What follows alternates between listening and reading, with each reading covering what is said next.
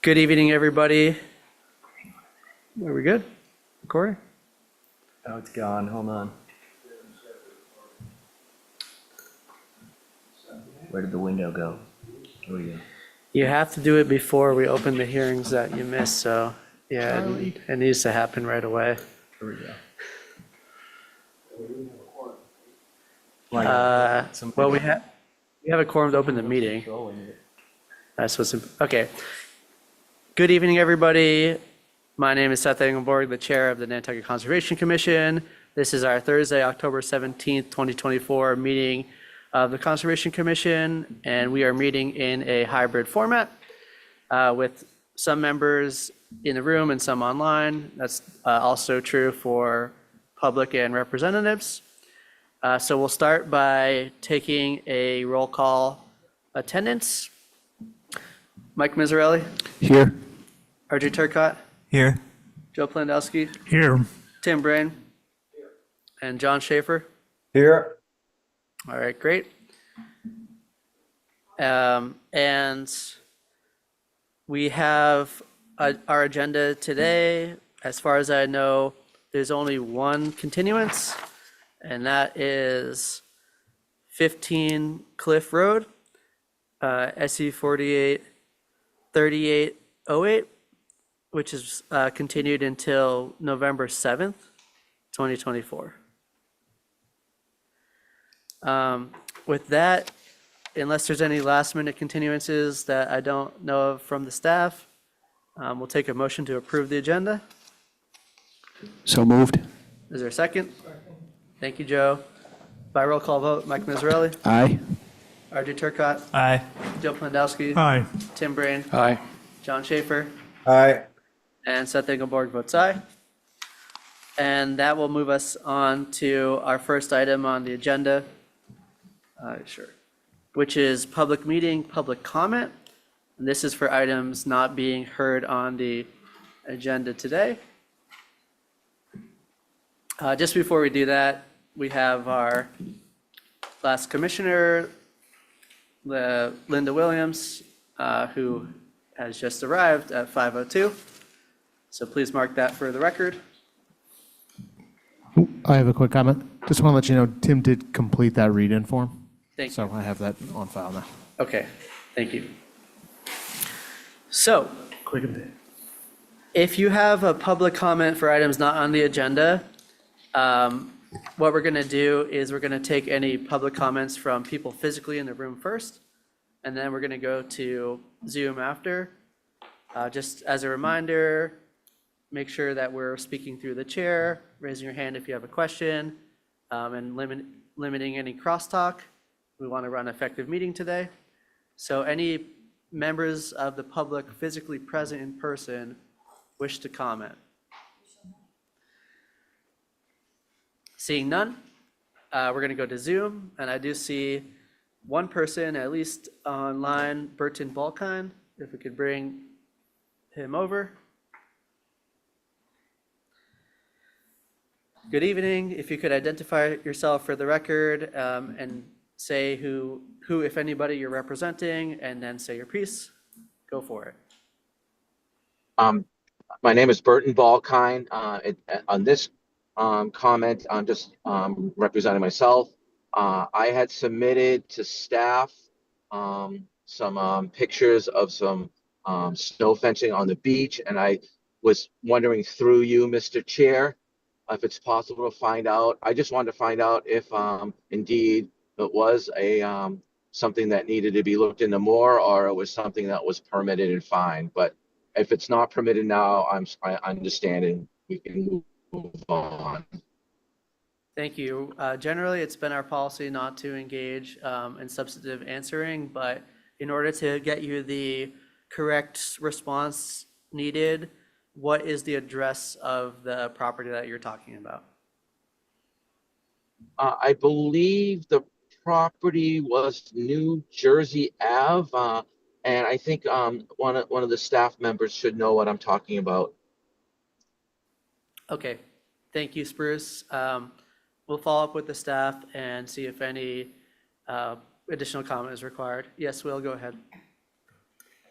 Just real quick, I barely heard that because we were just talking about the Zoom bombing issue or whatever, but I do know what Spruce is referring to, and I'm going to be doing a whole bunch of random site visits tomorrow. I was just behind and had to handle meeting stuff this week.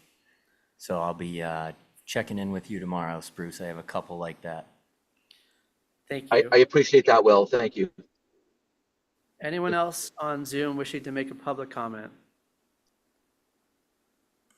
Seeing none, we're going to turn to our next item on the agenda, which is our public hearing. We have Sconset Beach Preservation Fund at 41 through 119 Baxter Road, SC 483736. The commissioners who are sitting on this are Mike Miserelli, Linda Williams, myself, Jill Plandowski, and Tim Brain. And before we get into it too much, I'll just ask our staff if there are any logistic or procedural updates regarding this application that they might have for us. No, I think today we are hoping to try to have a more substantive discussion on the monitoring section, and then also kind of the big ticket item that's left. Procedurally for us, I think we need to have a discussion about the waiver section. It's kind of high on the list. Thank you. Anyone from the applicants' representatives teams wishing to weigh in on anything or make any comment at this time? Chip Nile, not at this time, Mr. Chairman. So Okay, thank you. I do have one thing. So we did post a new version, and I know we emailed it to you guys and posted it online, where we had kind of incorporated all the comments and edits and cleaned up the numbering a little bit. We do have access to the old one too, if necessary, but I think this one captures the progress a little better and cleans some of that up if we want to use this one. But it's the one that's available online. I believe it's called version October 17th at the end of the normal string that's there. I did. And it was also posted in the packet. Yeah, last Friday. No, so that way there's not a bunch of like lines and notes and stuff like that, that it's all put back together. And hopefully the numbering is more correct. Thank you. So it's my understanding from last time that we still have a few of the conditions we'd like to discuss, and then we have to have a substantive discussion on the waivers, obviously, the monitoring, and some other things. But just for the sake of the process that we've been going through so far, we should continue trying to work through those numbers, although the numbers have changed. So, first of all, please go through me when you have a question, and second of all, it's in the packet. If you go to the packet, it's in the supplemental information 1017. Okay, so what we're gonna have to do real quick is try to figure out what the numbers were before. Oh, I can do that. okay. I'm We nerdy wanted- enough to save all of the previous versions and have them all with me too. We I think we just had conditions that were previously numbered 64 and 65 to talk about before.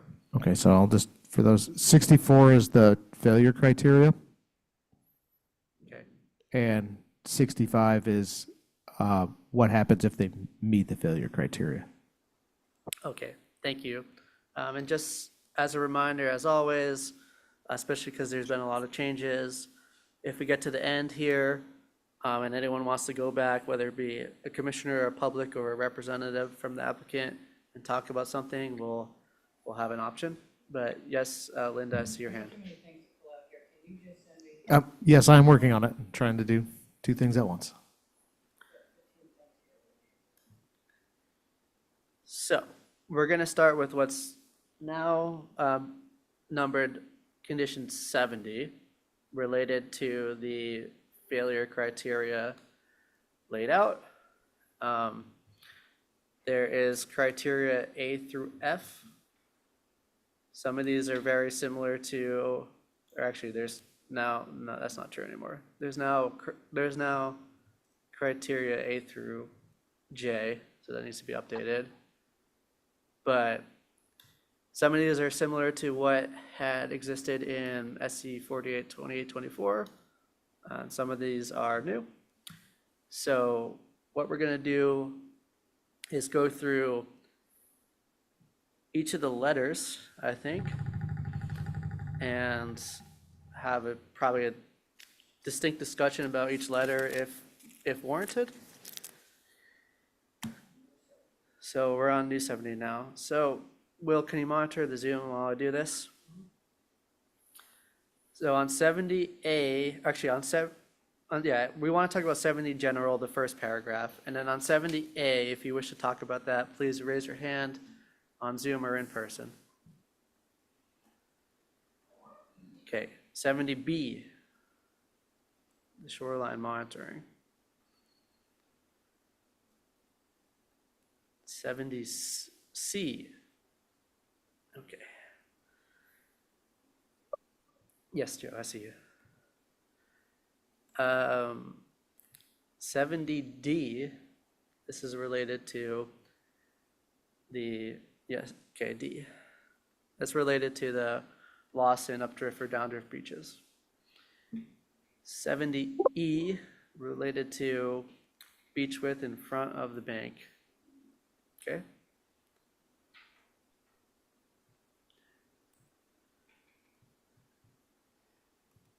'70F is related to walkable beach.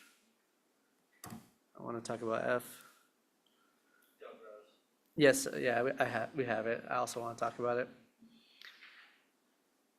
70G, insurance permits and license, okay. 70H, good faith reporting. 70I, debris cleanup. And J, issuance of an enforcement order.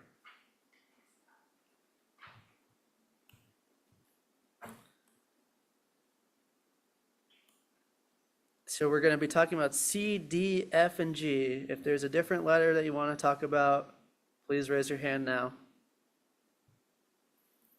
Yes, Jeff, go ahead. Can I just ask a quick question on B? Should be first anyways. Yes? Just for kind of group thought, I know that one reads failure to conduct the shoreline monitoring and post-storm monitoring as required herein. Would it be preferred and maybe simpler just to say failure to conduct any of the required monitoring? So it's not just those two in case there's something else? Maybe it would be subject to enforcement, but That makes sense to me. may have overthought that one in 28, 24. We're going to have a whole condition that, or two whole conditions that relate to the monitoring and an operation and maintenance manual that describes what the monitoring is, so I think that's fine.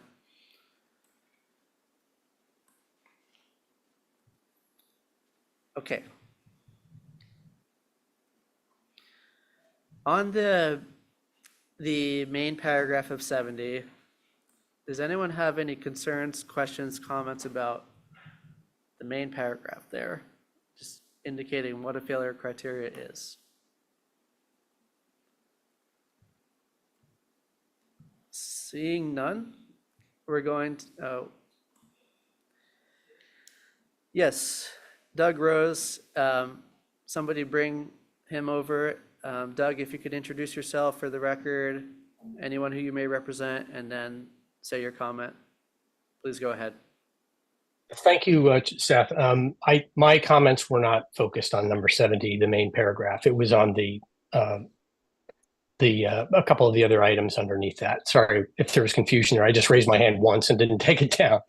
We will come back to you in that case. Great. Thank you. Okay. Letter C is failure to repair and replace damaged geotextile tubes in a timely manner. If repair or replacement cannot be accomplished within 30 days from the date of damage, SBPF shall notify the department and the Nantucket Conservation Commission before 30 days have elapsed and provide a repair schedule for department review and approval. Joe? Yeah, my question on that is, should the approval be NCC approval, reviewed by the department, but approved by NCC? I'll defer that question to the staff. Jeff, do you have a thought on that? I think we could simply just add, provide a repair schedule for department and NCC review and approval. Okay. My question on this piece is that this project is a mixed alternative or mixed use application. It's for both geotubes and couloir terraces. And I don't understand why we would have a failure condition that only relates to the geotextile tubes, but not to the couloir terraces. So commissioners' thoughts on that?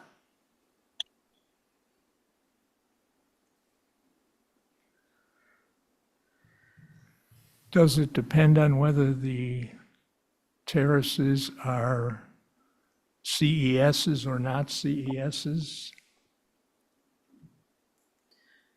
This commission has yet to make a definitive assessment of whether a couloir terrace is a coastal engineering structure or not.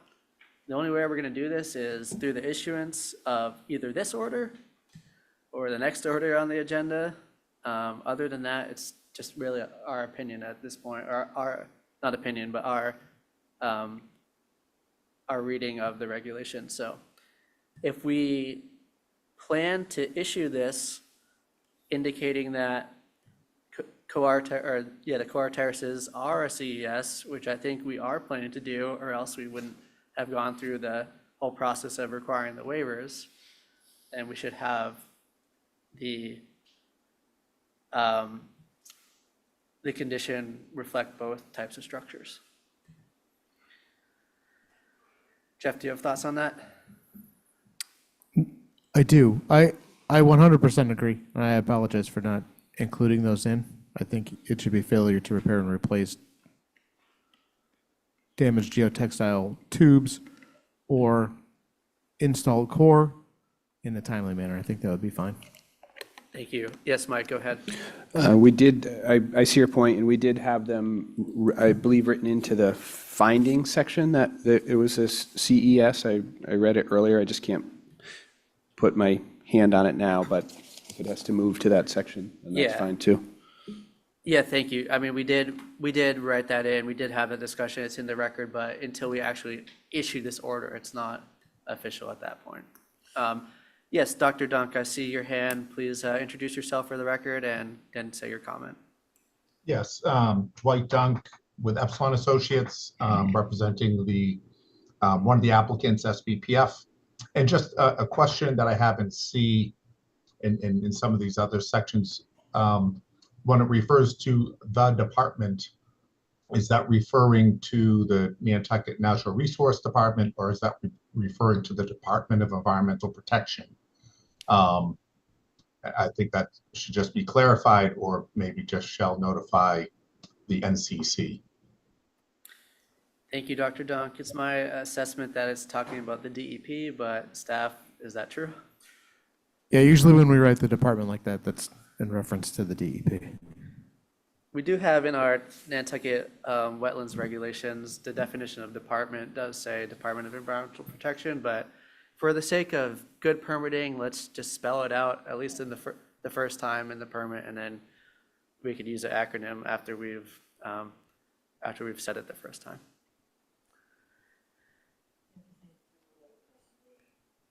Yes. And as I've said many times before, not to belittle Dr. Dunk's comment, but we have to go through this whole document to do a grammatical and typographical and formatting assessment at the end. Yes, Dr. Dunk. Yeah, no, I only brought that up because this seems reminiscent of the current order of conditions, which was from the superseding order and did have the department oversight, the DEP oversight. Where this is a new order, I didn't know if it required the DEP oversight. That was really the crux of my question there. Thank you. I think it can just be sent to the Nantucket Conservation Commission because we're the one who accepts applications on DEP's behalf.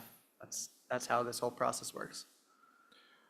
Okay, well, I'll take that out. I just want to, for the record, just quickly say that there is a general project condition number 32 that reads, notice of work commencement shall be given to the Nantucket Conservation Commission, and then in parentheses it says NCC or the Commission, and the Massachusetts Department of Environmental Protection, and then in parentheses, Department, at least 48 hours prior to the commencement of work. So that is covered in the document at one point. But I'll make that change on this one, that's no problem. Thank you, Jeff. Is there any other comments on letter C before we move on? It does not appear so. It seems like we accomplished that one pretty easily. So let's now move on to D. And this is related to the excess loss in updrift or downdrift beach. I'm going to recognize the person that raised their hand for this. They are a member of the public, but since they were the interested party, we're going to let them speak first. So Ms. Molden, if you would approach the mic, introduce yourself and who you represent, and then say your piece. Thank you, Mr. Chair. Emily Molden for the Nantucket Land and Water Council. We submitted a letter for the packet, which was in the online packet for this week's meeting, identifying a number of concerns with some of the conditions, and this was one of them, although at the time it was numbered 64. So in our letter, it's addressed under number 64. As far as letter D goes, we spoke in the letter specifically about some concerns regarding the way that the applicants had proposed to define excessive loss. The way that this condition is drafted eliminates a number of those criteria appropriately. We had some concerns about some of the criteria that were in the proposed language. However, we are still concerned that excessive is not defined enough. There still should be some sort of benchmark in there to assist a future commission in determining what that really means. So we just wanted to have the commission discuss that further because I think it's a little bit too vague for future use. Thank you. Thank you, Emily. And I certainly take your point on excessive. That isn't defined in our regulations. It's not defined in the permit. So then if it was going to have to be acted upon, somebody's going to the dictionary to try to see what that means.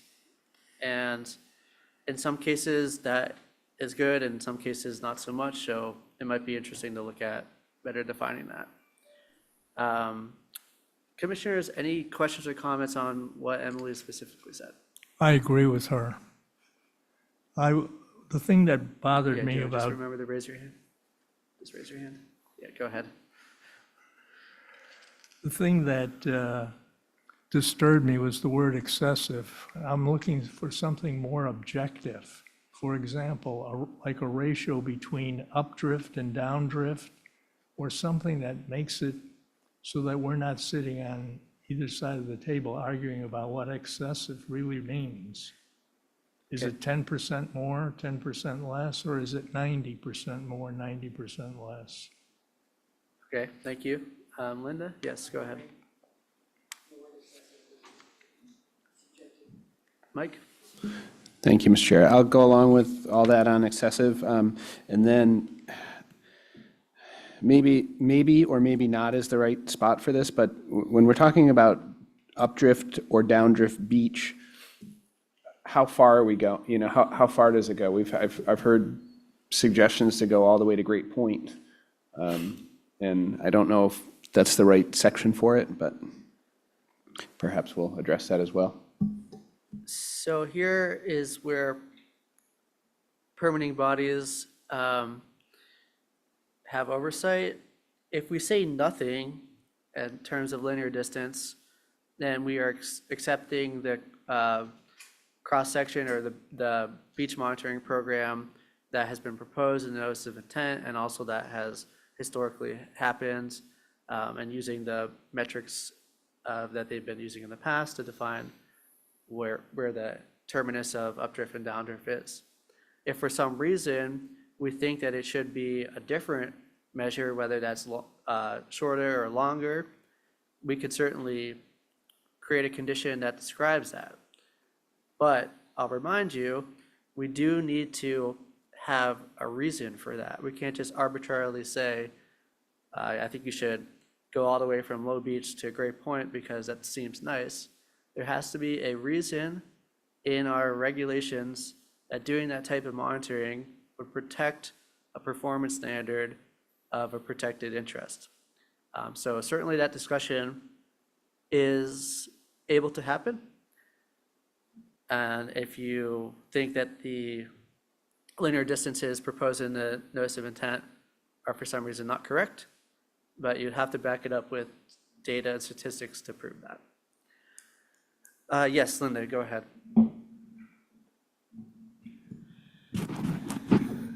I tend to agree with Mike, but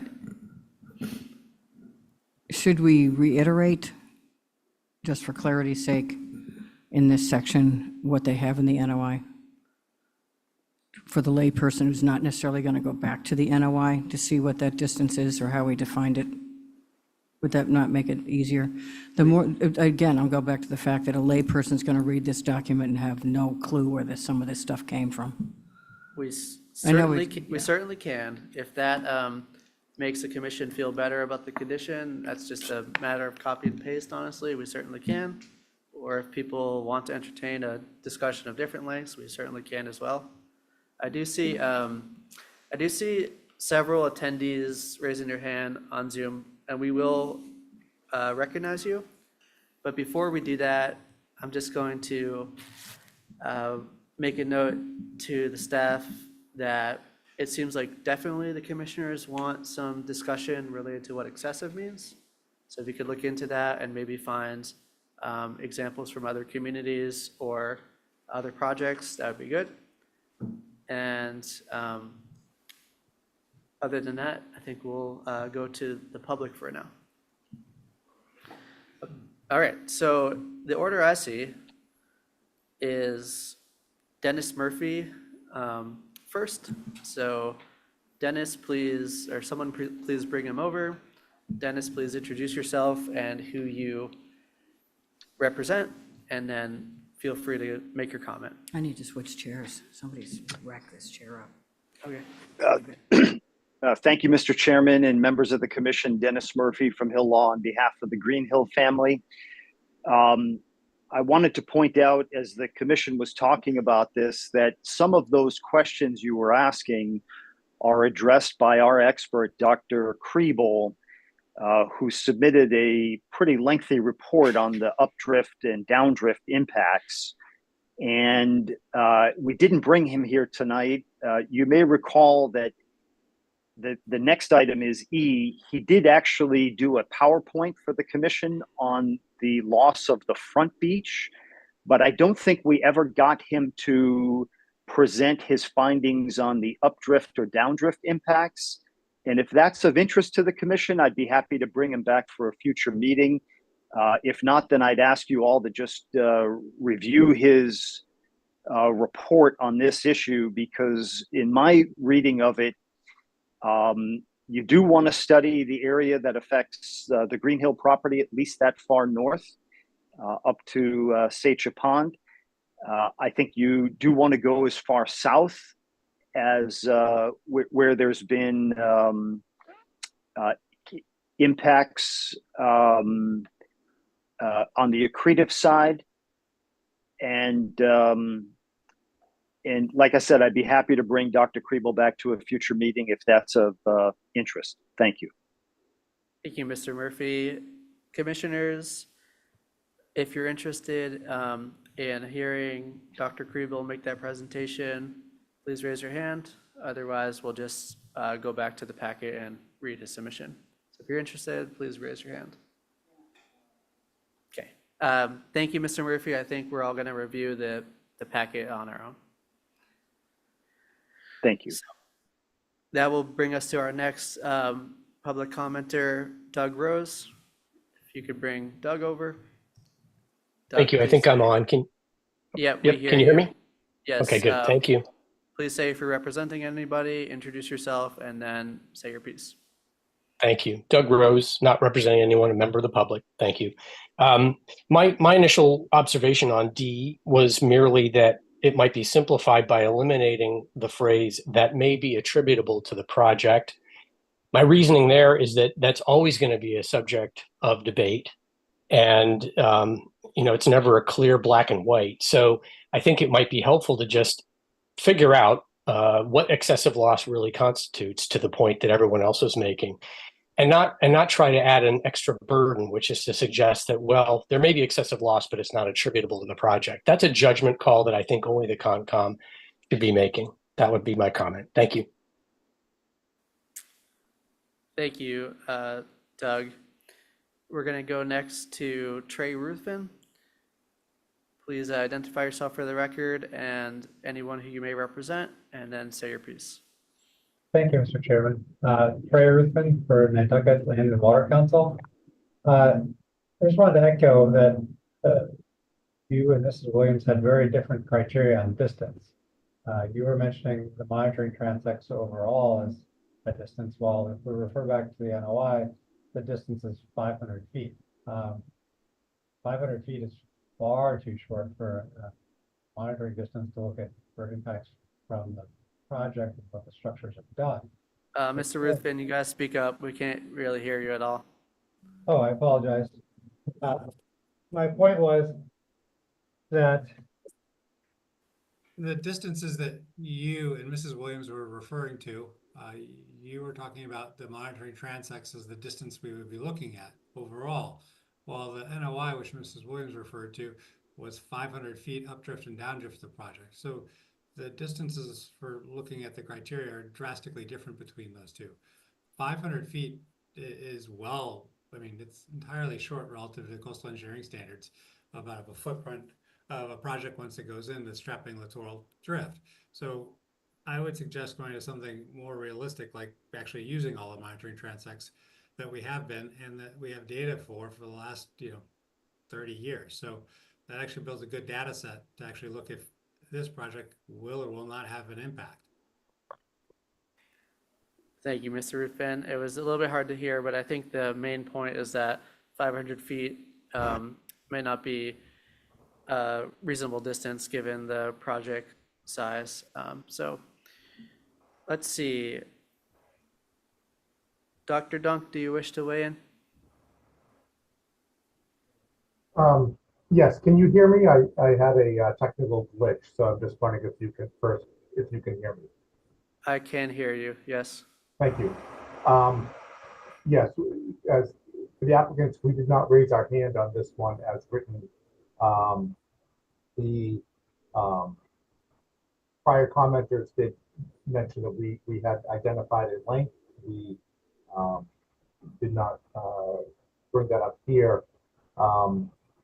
And the directly attributable to the project, I think is fine as written. When we think about that, the question is there any refraction or reflection off the structure that's causing a loss in the updrift or downdrift beach cross section, which is those effects are generally quite close to the end of a structure. Mr. Vernon in prior hearings said that that's usually measured in tens of feet, but I think it's we did not identify a length. And when we start talking about distances that are areas of beach that are quite distant, one of the issues is that a reflection of the overall littoral process and what's happening in the littoral system versus the structure. And so I think written as is, the way that it's been since 2015 is acceptable to the applicants. Thank you, Dr. Dunk. We're going to take a short technical break to try to get the audio to be louder, because especially the people on Zoom, we can barely hear you. I don't know if it's our system or yours, but we're going to try to figure that out.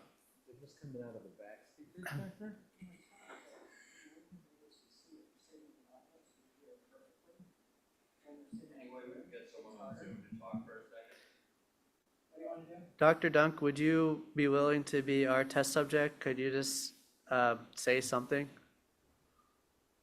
Tess, can you hear me? It's pretty low. Yeah, sorry, can you just keep going? No, I was just saying that as written, the conclusion is as written, this is acceptable to the applicants. Okay. Yeah, we can't really hear them. No better? No.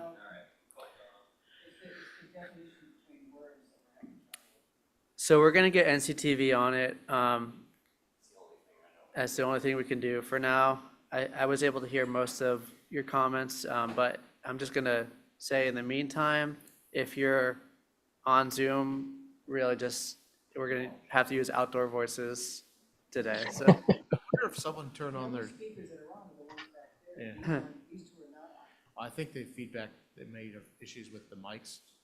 I wonder if someone put their Zoom like their speaker on their computer on, if it would make it easier to hear up here. But I could try. But then it's gonna go through, then what's going on Zoom is gonna go through my mic. I think if you turn off your mic when they're Zooming. Hey, how about Linda? Or how about someone over there, maybe? All right, we'll try to figure it out. Will's on with Charles now, Yeah. so we can move on and come back. In the meantime, I have a point about item D that is different than any of the things we've discussed so far.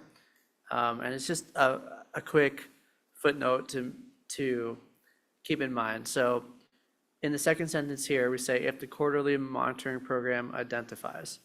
I know we're going to be talking later about the monitoring comparison and all that, but we have to absolutely make sure that whatever monitoring regime we pick, the failure criteria makes sense for those monitoring regimes. So if we decide to do something that's not quarterly, my preference is that we continue the quarterly. Is my strong preference, as I made it clear before. But if we decide to do something else, we'll have to come back and then deal with these other conditions later.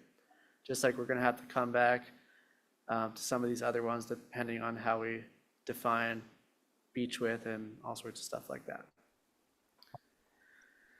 Okay.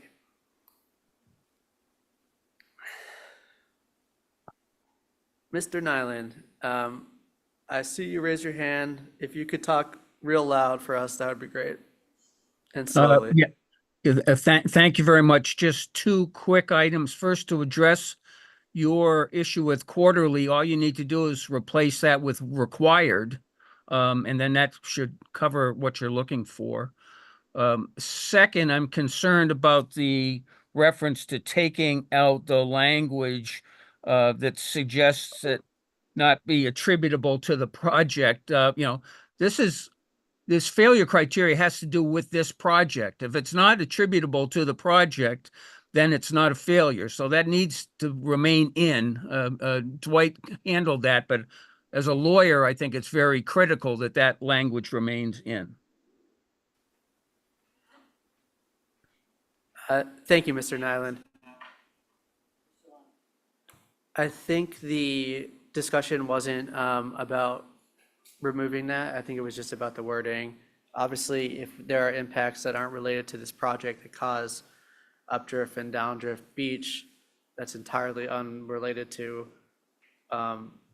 whatever geotubes or COAR is there, and that has nothing to do with this. It's just relating to defining what may be attributable is, or what is attributable is, or getting a better definition of that.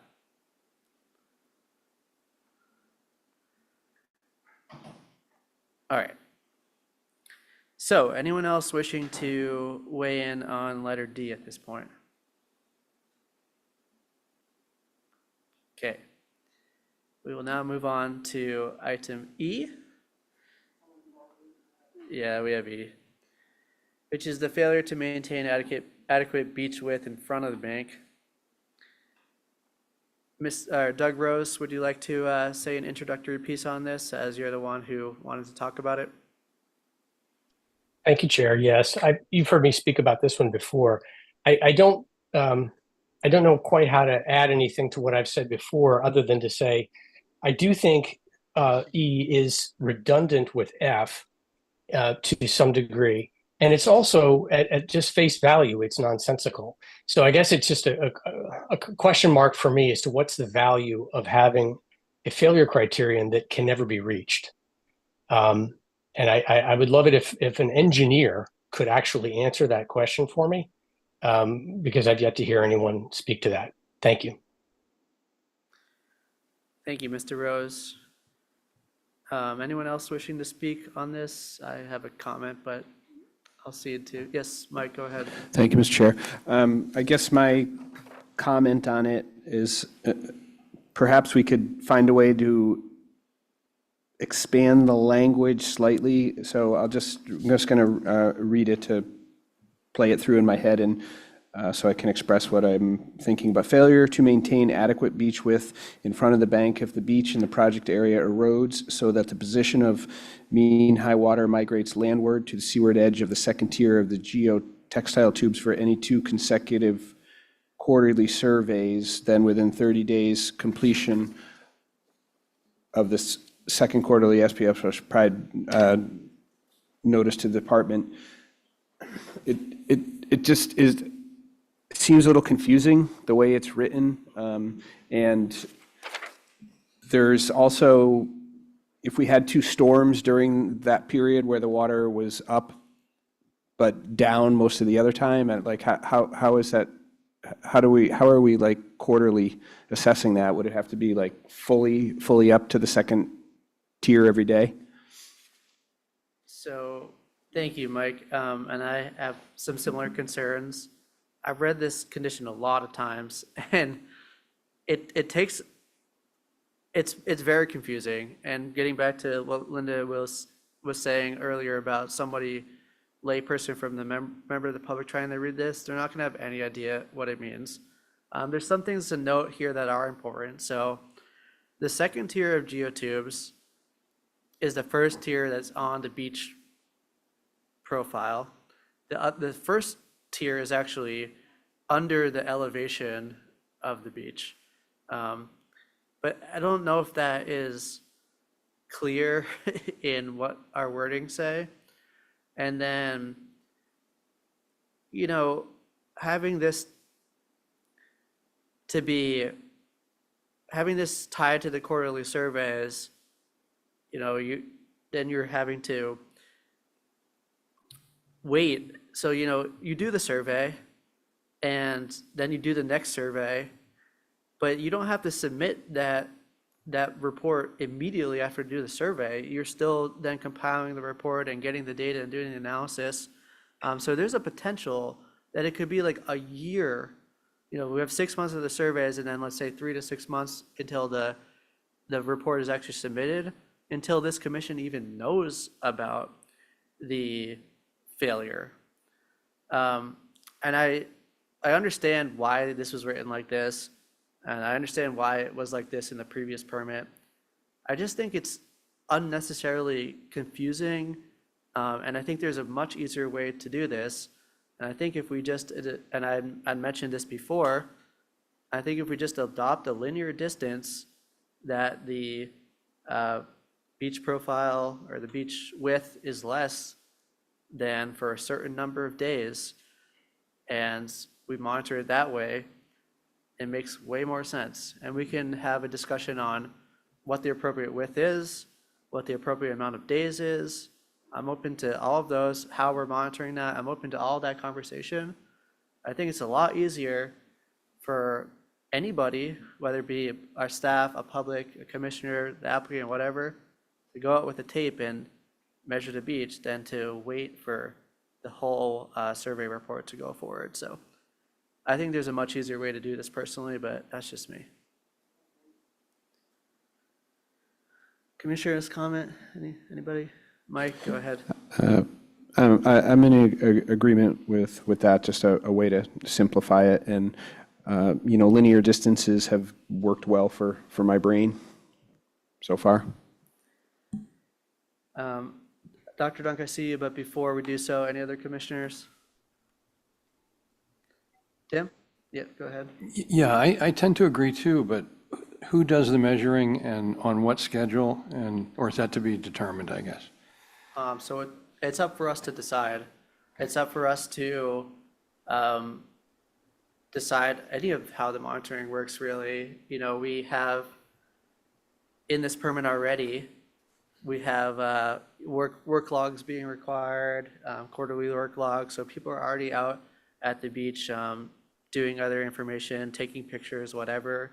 If we want to require them to take that measurement on a weekly basis or a monthly basis or whatever it may be, I think obviously daily is excessive. That's unfair to the applicant. But the thing about doing this too, and I'm not going to force the Natural Resources Department staff to do this, obviously, but having it be this distance that is not tied to the survey means that if somebody has a concern, we don't have to wait for the applicant to do it. We can go out with our staff and they can independently check and say, I think this is getting close to this distance that we have decided on. Would you guys go and maybe look at it? We can't ever supersede the applicant's role or the project representative's role in the monitoring, but we have the ability that makes a lot more sense in a specific distance. Yeah, I see Vince, but Dr. Dunk is first. Dr. Dunk, go ahead. Yes. Thank you, Chair. My understanding of, this is E and F are from the existing pilot project order of conditions. And my understanding was E, in looking at it with the quarterly surveys, the issue here is more of a long-term or, effect of the project on the beach. We know that the beach changes during a storm. Right after the storm, it's different than before the storm. A few days later, the littoral drift system brings more sand onto the beach. So the idea of having it tied with the quarterly surveys was to be looking at, is this having a long-term effect on the beach, as opposed to somebody going out there immediately after a storm, taking a measurement and showing that, quote unquote, it's eroded back, whereas 3 days later, a week later, a day later, the littoral system has refilled the beach and covered the lower tier again. So I think that the issue here is temporal, that we're looking at, is this having a long-term effect on the beach as opposed to just a storm event effect. That's why we didn't have any comment on this condition. Thank you, Dr. Dunk. And I certainly agree with you that as it's written right now, E is looking at a long-term, and maybe some of this conversation should happen in F, because F is really looking at much more of a short term. And that's why also we've held off on the discussion of how many days make sense or whatever. It may certainly make sense for the amount of days to be 180. And that would be similar to the 2 quarterly surveys. It just provides more flexibility. Or maybe something shorter. We have to obviously have that discussion. But before we do, I'm going to recognize Vince Murphy. Thank you, Chair. Vince Murphy, on behalf of the town as an applicant.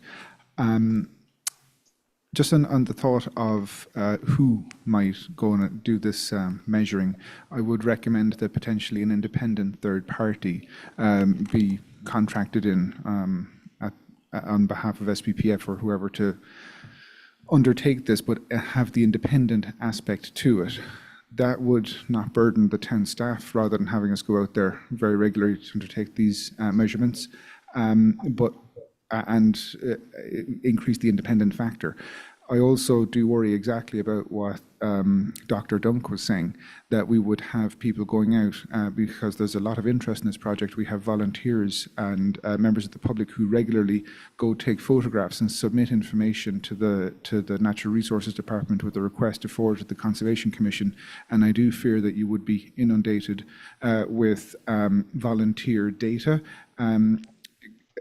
Once there's a clear understanding that, you know, it's nice that people want to do that, but you're only accepting information from, say, if you choose to go with this, an independent third party, that would be an appropriate way to settle this.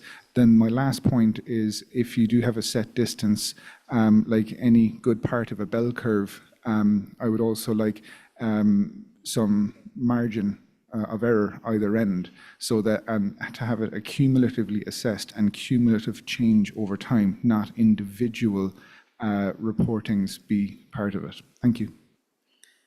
Thank you, Vince. Some of those are great points. I think nothing that I've said or nothing that I've hoped to say is trying to somehow burden town staff with extra work. I'm just saying, if we use a system that is easier to understand for whoever, that if needed, the town could double check what's happening to say, hey, this actually needs a little bit more of looking at. But otherwise, it would certainly be the permit holder who was doing the monitoring, just like all the other monitoring. And in terms of the distance, I think we could be mathematically savvy here, and instead of tying to a fixed distance for a number of days, we could maybe talk about a mean distance over a period, and that might be a better way to look at it. But these are all ideas that actually have to get fleshed out and possibly sent out for review, or maybe at least thought about by the town staff and looked at to see if there's other projects that use similar conditions. We're not gonna solve that tonight. So I see Trey Ruthven, and I'll recognize you. Thank you, Commissioner. I just wanted to point out relative to E or D and E, that if we look at the first year tube bag, its crest is at elevation 4. Mean high water is at elevation 3.0. And so really, once the bags become intertidal, you really do not have a walkable beach anymore during certain sections of the tide. So coming up with a distance should be fairly easy, because if you can't walk on the beach unless the tubes are at a lower tide, I would think that's kind of where you're jeopardizing the town beach and making it a public resource any longer. Thank you, Mr. Ruthven. I appreciate that. Anybody else wishing to speak on E? I'm sure we're going to have similar comments in F, but anything about E specifically? Okay, let's move on to F. So F is related to the failure to maintain the walkable beach in front of the geotubes. And we've heard Mr. Rose's points. Thank you, Vince. We've heard Mr. Rose's points earlier today about how potentially these two criteria overlap or are maybe repetitive. I hear his points. I somewhat disagree in that E is looking at a long-term overlook, as I've said, and F is a more short-term thing. But I think if we decide to go with this discussion of just using a linear distance, we could probably encapsulate all the issues into one condition. Commissioners, thoughts? Mike, go ahead. Thank you, Mr. Chair. Yes, I agree with that. And then maybe it's obvious, but maybe it's not. But also, and Vince alluded to this in his comments, but there was, I recall, a period last year where we were in, storm after storm. The whole island was almost not a walkable beach for a period of time. So I think it'll be important to, in that discussion, what time frame are we, talking about for walkable beach days? Yes, we do have to certainly do that. I will note, obviously, that having those repeated intense storms is certainly the type of event that this condition is written for. Because those have the ability to cause the impacts to the fronting beach and the updrift and downdrift beaches. But we do need to strike the balance into making it a reasonable temporal scale. Anything else for F? Okay, so before we move on to G, I'm going to direct the staff. It seems like we want some conditions that are a little bit more straightforward using linear distances.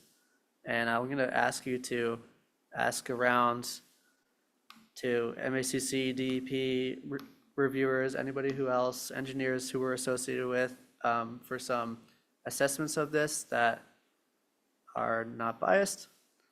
I know we have submissions made by applicants and others, but we want to try to take independent analysis of this as well, and to try to get some numbers in front of us, and then we can go from there. Okay. G is related to failure to maintain all the required insurance, permits, and licenses. Joe, what's your point on this? My point is that in terms of required items like permits and licenses, that's straightforward. When you get to insurance, though, that's a whole different story because, for example, required might be personal injury and someone saying $1 million for that one. Or you might have one that says property damage. Got to have it for property damage, but the minimum is $1 million. It just doesn't feel right that someone has only the very minimum on insurance for this project, rather than someone taking a hard look at this and saying, look, this is what you really need, which is more than the required, and for this project may be appropriate. Thank you, Joe. And although I tend to agree, I think we're probably beyond our jurisdictional scope there. We have the ability, obviously, to take bonds and have other sureties in place, but I don't think we can tell people what insurance to maintain. That's the town as a co-applicant probably can do that, but I don't think as a permitting board we can do that. Yes, Jeff? Yeah, I would tend to agree. I would say, especially when you get into things like, personal liability and those things, that's a much more of a licensing issue with the select board, as it's on town property or personal injury. I think insurance in this case, and trying to remember back, was more related to some of the required bonds or escrow that were required through time. And that was just the recommended language we got at the time to lump all of that stuff into insurance. But we have to stay within how we're protecting resource areas and which insurances are relative to that. Thank you. So I am saddened to do this, but I want to go back to item D because when we had the technical difficulties, I forgot to make one of the points that I wanted to make. And it's related to what Mr. Ruthven has said about the 500-foot distance. And I am not going to claim to be an expert on this one, but it seems to me that if the previous permit, that 2824, had a 500-foot distance for a project that was only about 1,000 feet long, and this project, which if built out completely could be up to 4,000 feet long, has the same distance, that seems just logistically not right to me. But I don't know if the 500 feet distance was right in the first place. So it seems like it should be larger. That's all I'm saying. Does staff have any thoughts or comments or history of where this came from? I mean, maybe I'm misremembering the 500 foot. I know it's been talked about a lot. I mean, I've always felt at a staff level that when we review this project, we're looking at the quarterly shoreline transects kind of in totality. And I think if there was something that really jumped out as being abnormal, whether it was at 300 feet or 900 feet, I think it would at least merit, further investigation into what's going on. I mean, I tend to think that we've collected a pretty extraordinary data set for a long way from where this project area is on Baxter Road to the north and to the south, that utilizing all of that data set to me seems to be really appropriate. And I would hate to say that, you're not seeing an impact until, 507 feet from the end. That I just don't think you should limit it. I think you should keep it within the survey area myself. So Dr. Dunk, I see you, but before I recognize you, is there a way to have this condition that is not necessarily limited to a specific length while, also not being, arbitrary or punitive, in the sense that we obviously have to tie the impacts to the project? So I don't know if there is or not, but if we could look into that, that would be great. Yeah, I think we can. I think we can try to come up with something that's there. And I kind of hear the guidance pretty clearly there. I mean, at some point, some commission's going to have to make a finding, if this is going to be invoked, that there is a loss that's attributed to the project. I mean, there's always going to be some debate of whether it is or whether it isn't. And if this gets invoked, obviously the commission at the time is going to have to make that finding if they're going to invoke the failure criteria. But I think we can try to clean that up a little bit, maybe simplify it some. Okay, thank you. Dr. Dunk, please go ahead. Yes, just to clarify, the condition in 2824 did not have a length. It did not read 500 feet. It read, it looks pretty much verbatim as to what you have here. So there was no length for 2824. We, in a red line markup that the applicants submitted to the commission staff, we had suggested that, putting a length of 500 feet. As I said earlier, if we're looking at directly attributable, due to reflection or refraction, that's pretty close to the end of the structure. But we, as you can see tonight, we did not comment on or suggest a change from it being written as is. So I just wanted to be clear that there was not a length attributed for the pilot project, which was 947 feet long. And I think as written, it's fine to the applicants. Thank you, Dr. Duncan. I appreciate that clarification because I was mistaken. I think that the crux of the issue, right, is can the loss be attributed to the project? So if we can make that condition written in a way where we maintain it, what Jeff is saying is right. At future commission, they might have data showing that the project caused an impact 1,000 feet away, and it's up to them to prove that and to show that and to invoke the failure criteria, or they might not. So I think we should just go on the basis of what the data says. But Mr. Rufin, go ahead. I was just going to confirm what Dr. Duncan said about a distance. But one thing to consider here is about adding a distance. If you add a distance, you're taking your criteria away to evaluate impacts that are further afield. I mean, you can look at Dr. Kriebel's report and see that there's erosion happening thousands of feet away.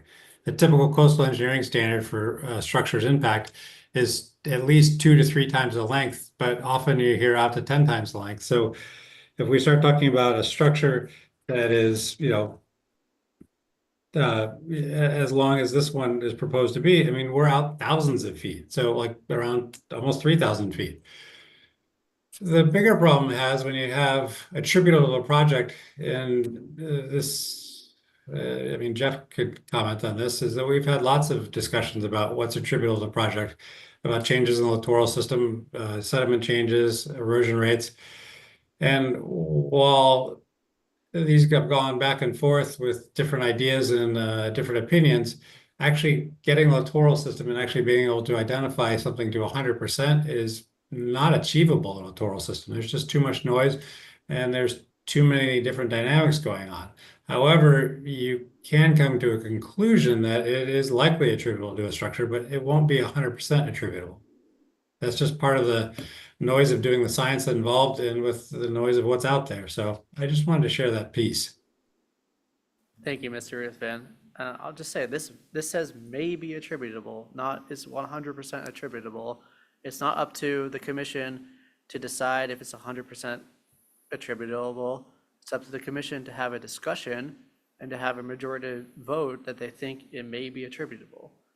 So that's what the finding actually says. But I think, or that's what the condition actually says. I think there's a good way to solve this, and I said a finding for a reason. Because I think we should go back to additional findings, and we should have an additional finding that says a structure of this size is estimated to have an impact on the littoral system across this amount of area.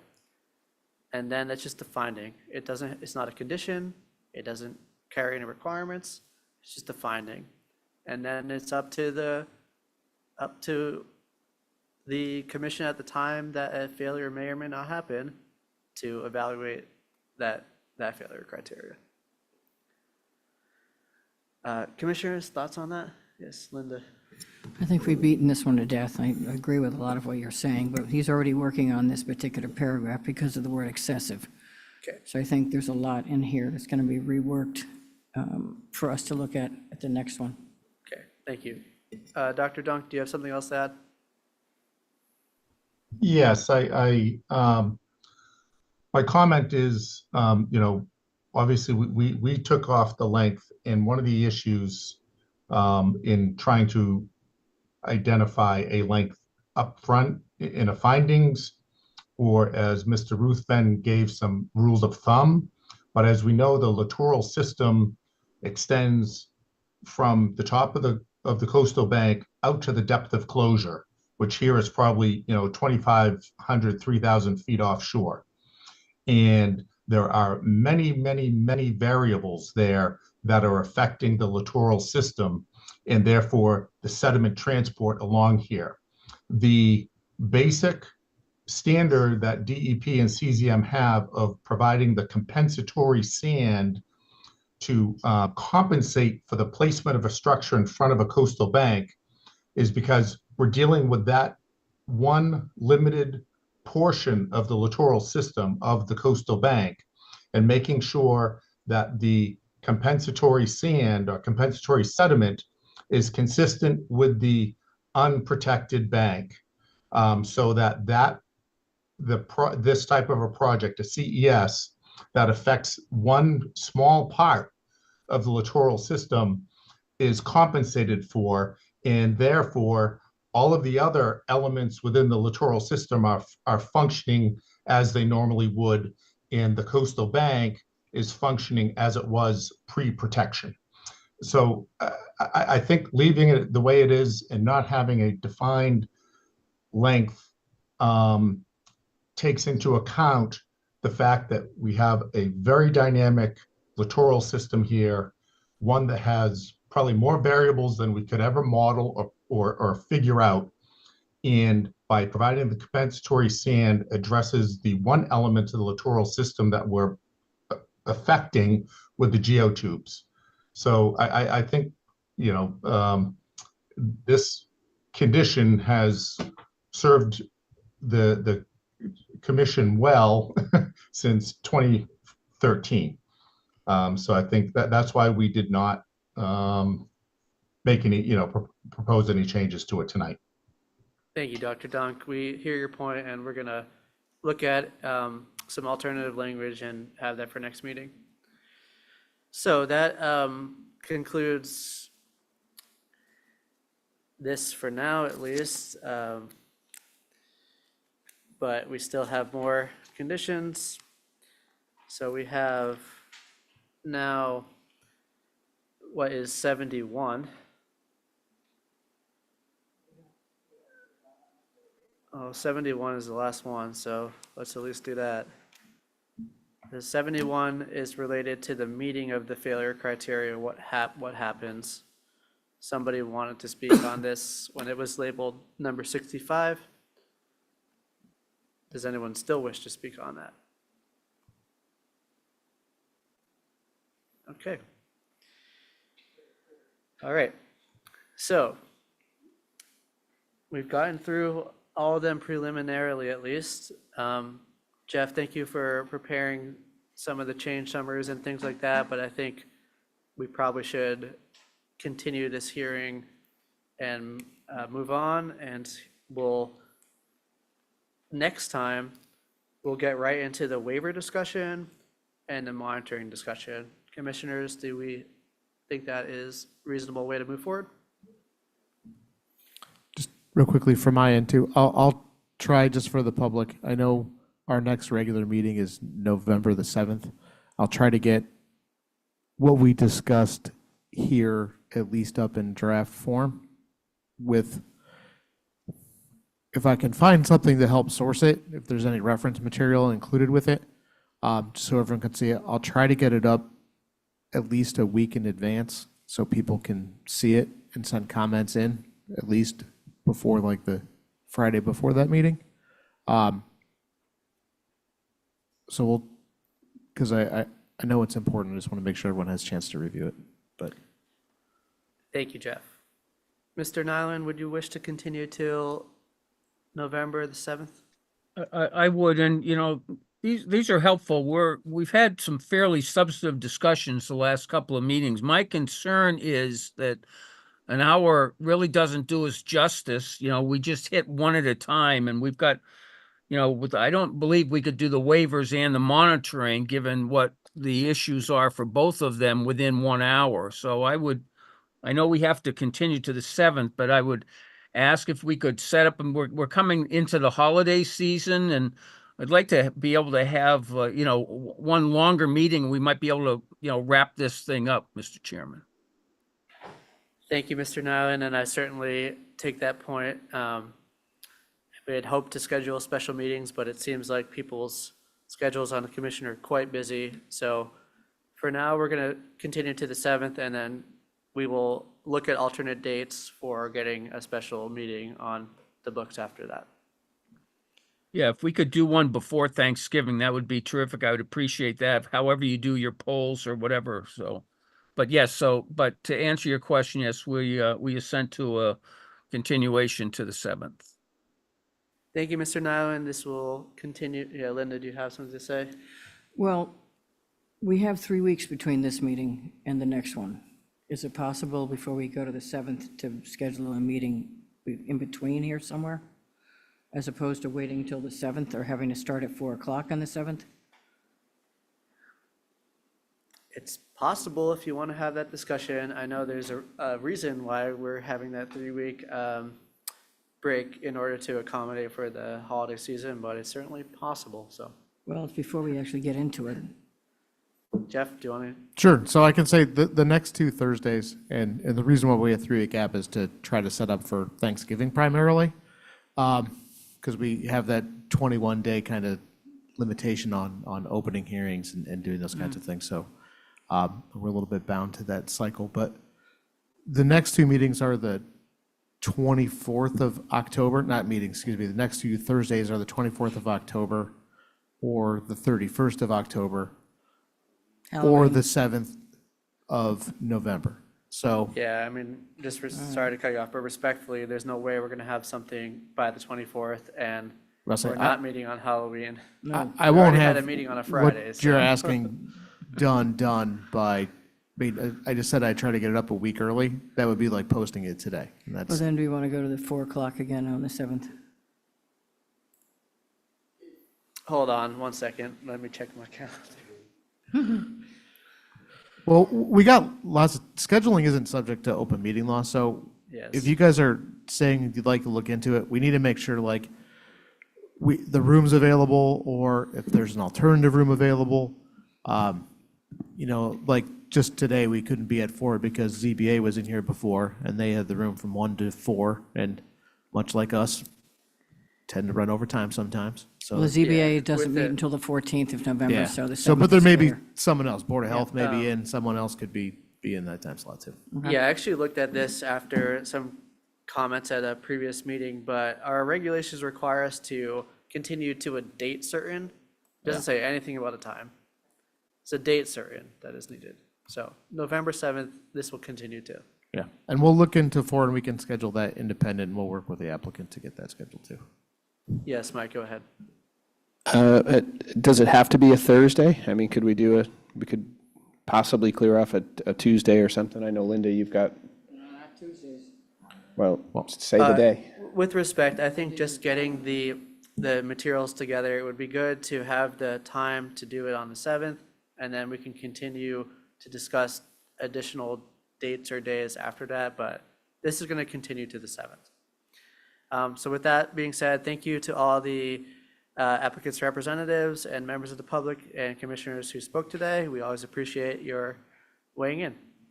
And that will bring us on in the notice of intent section to Sconset Beach Preservation Fund at 59 through 83 Baxter Road, SC 483759. And this is represented by Dr. Dunk. Yes, thank you, Commission members. This was continued to this week because the last hearing, although the town signature page had been submitted, it had not been circulated to the commission members. I understand that the signature page has been received by the commission, and therefore we request that the commission move forward to close the hearing and issue an order of conditions allowing for the repair, replacement, and maintenance of the Coria Terraces as requested in the notice of intent. Thank you. And I'll just note that I forgot to say, but Commissioners Turcott and Schaefer are not sitting on this. So thank you, Dr. Dunk. We have received the signature page. We have that in our record. It's also a copy of that has been sent out to commissioners. So it's my understanding from the staff that we do have everything need to close. Is that correct?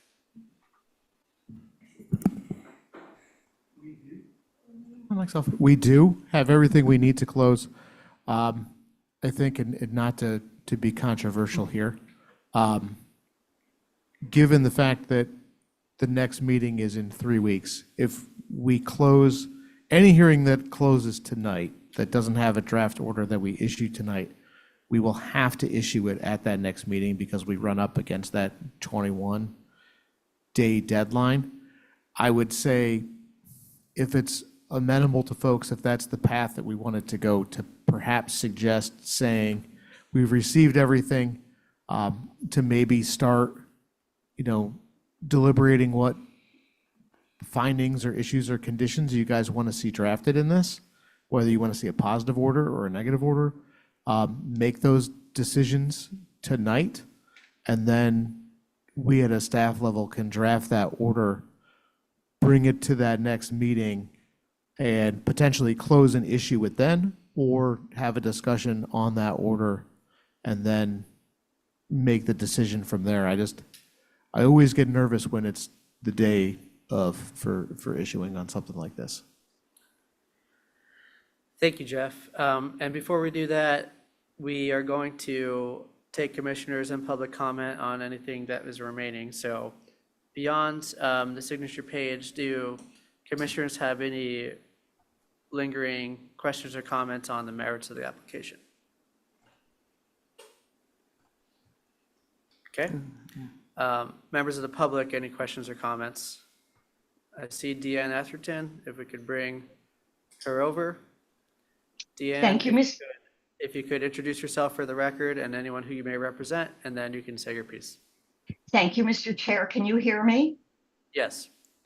My name is Deanna Atherton, and I am commenting on behalf of the Nantucket Coastal Conservancy. We are very familiar with this project, which was originally permitted back in the early 2000s. And the order of conditions, which is now expired, was amended in 2008 and expired in 2010. We are generally supportive of this project because it is a so-called soft installation, but we respectfully ask you to seriously consider the findings and the conditions, because there have been numerable problems in the past with the quar installations, ranging from the debris, the collection of the debris, how the quar is identified as coming from this project.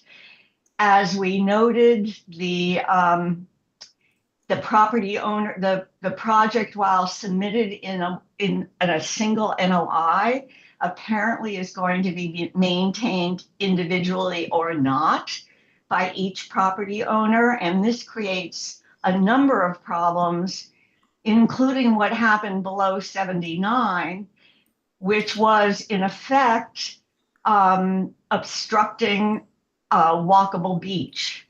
So again, just to reiterate, we hope you will really provide due diligence with this. This is not simply, a reissuing of something that worked and worked well. It's an opportunity to improve it. And we are mindful that these installations will be on a beach that is not owned by the property owners, but is owned by the public. And I think your oversight is something we look to protect this very important coastal resource. Thank you, Deanne. Thank you, Mr. Chair.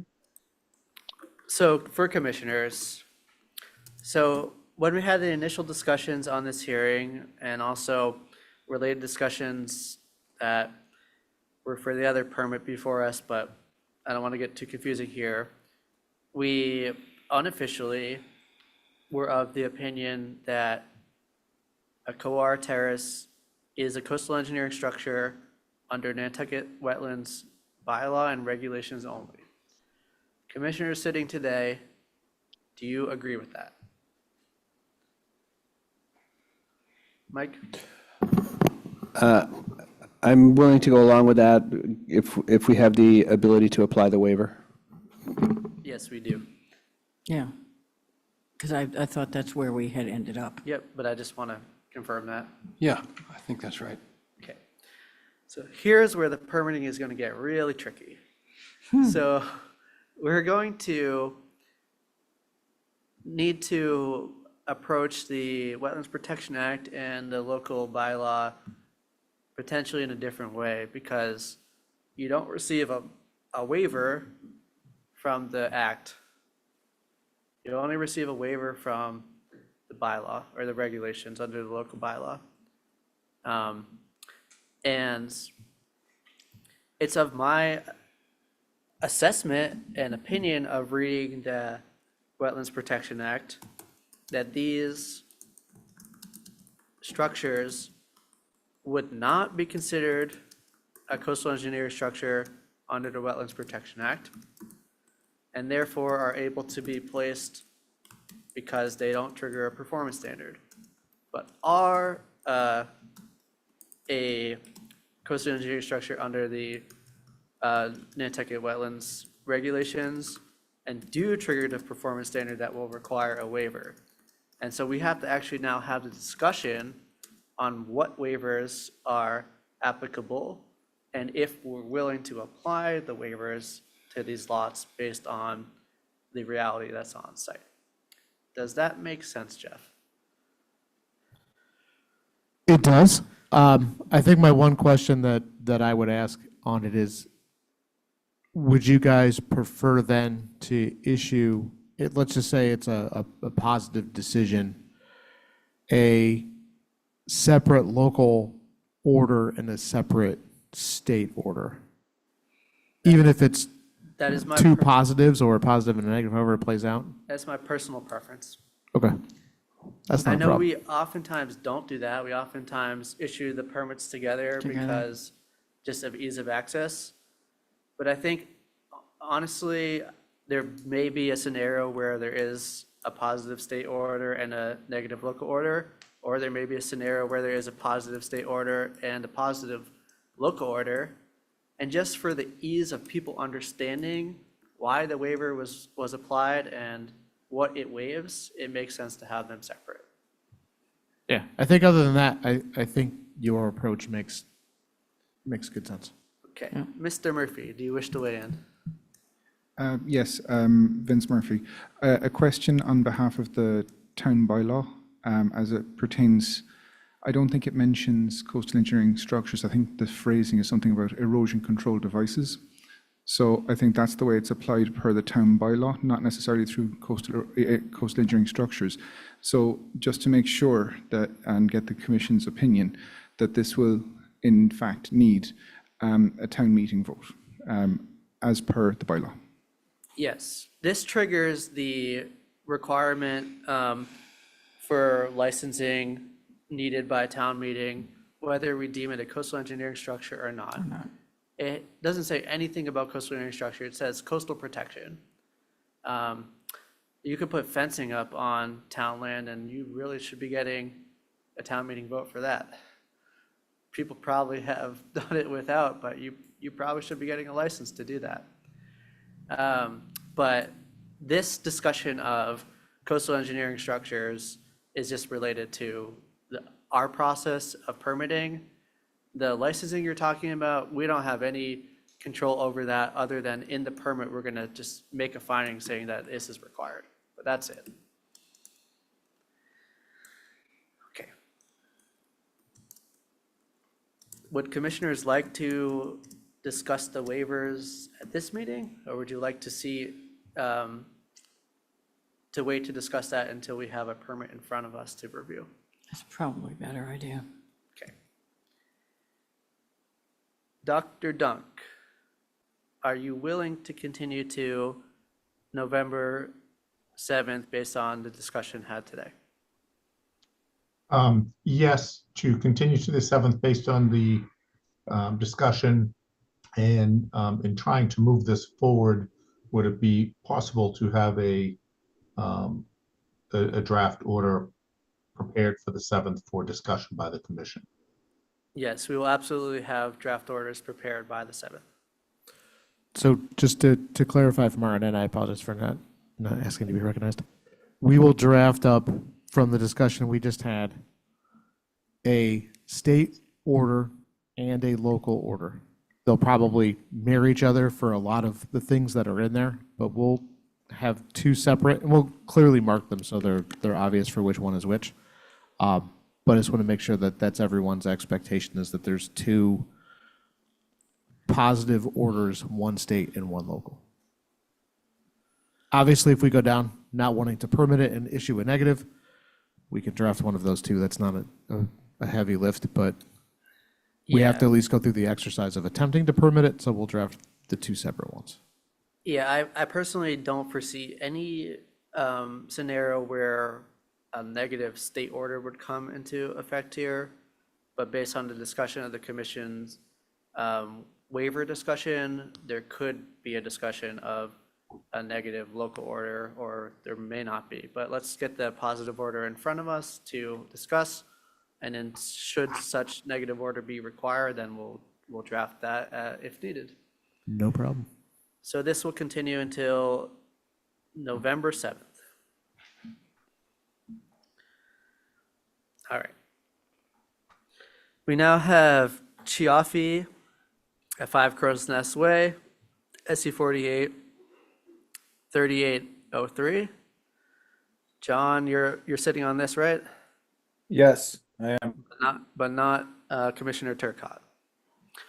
So this is represented by David Haynes. David, good evening. Good evening. Interesting evening. On this one, this is as you'll remember, it's an existing house that they're proposing to build a swimming pool in a small building, reconfigure the driveway. There's another building outside of the buffer zone. There's a pool and a patio with a fire pit on it. At the last meeting, you asked for a revised plan to clarify whether there was a coastal bank on the site or not a coastal bank on the site. And I agreed with you. I actually did not do that original part of the delineation. It's a bluff. It's a bluff going down, acting like a bank. It's a bank going down, and but it's made up of all dune deposit.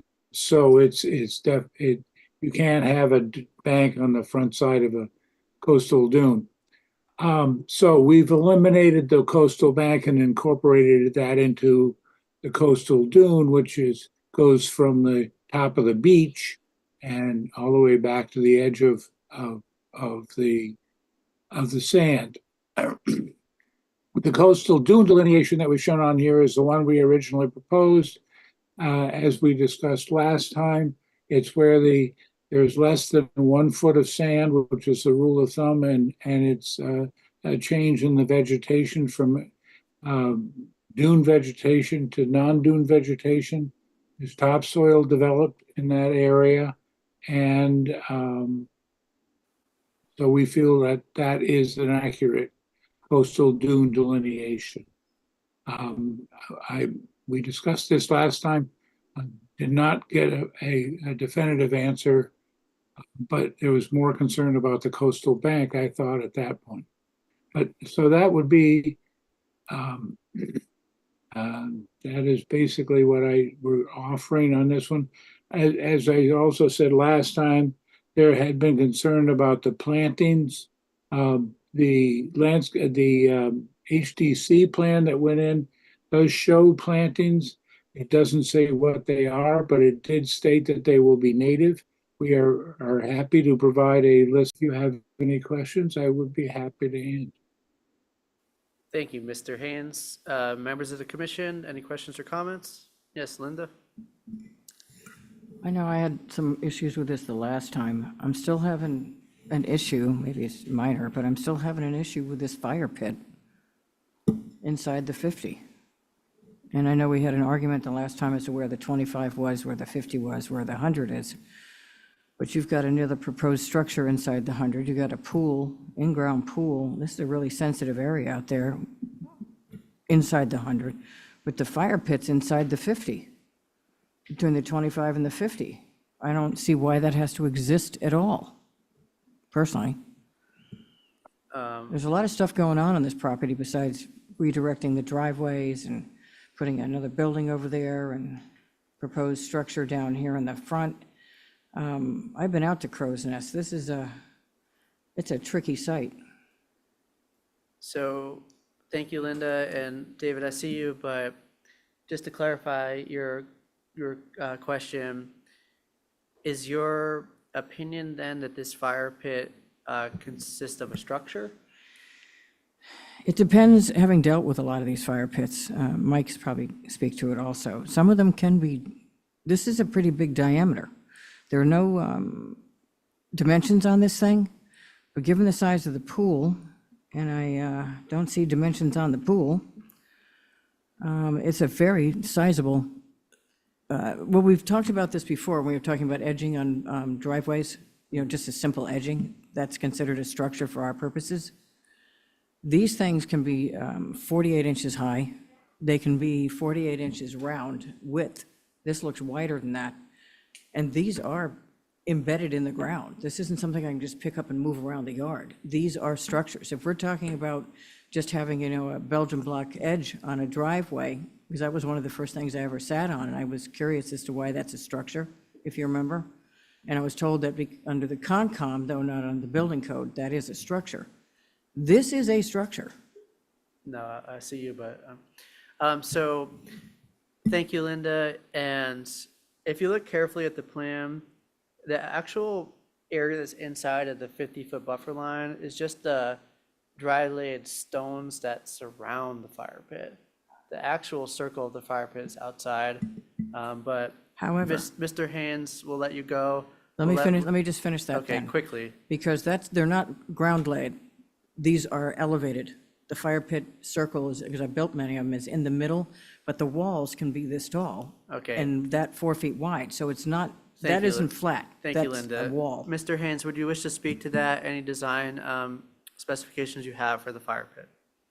Yes, Seth, you're exactly right. The larger circle there is a dry laid stone patio, and the smaller circle is the fire pit that is in the ground and is made out of dry laid stone. It was not intended to be a raised pit.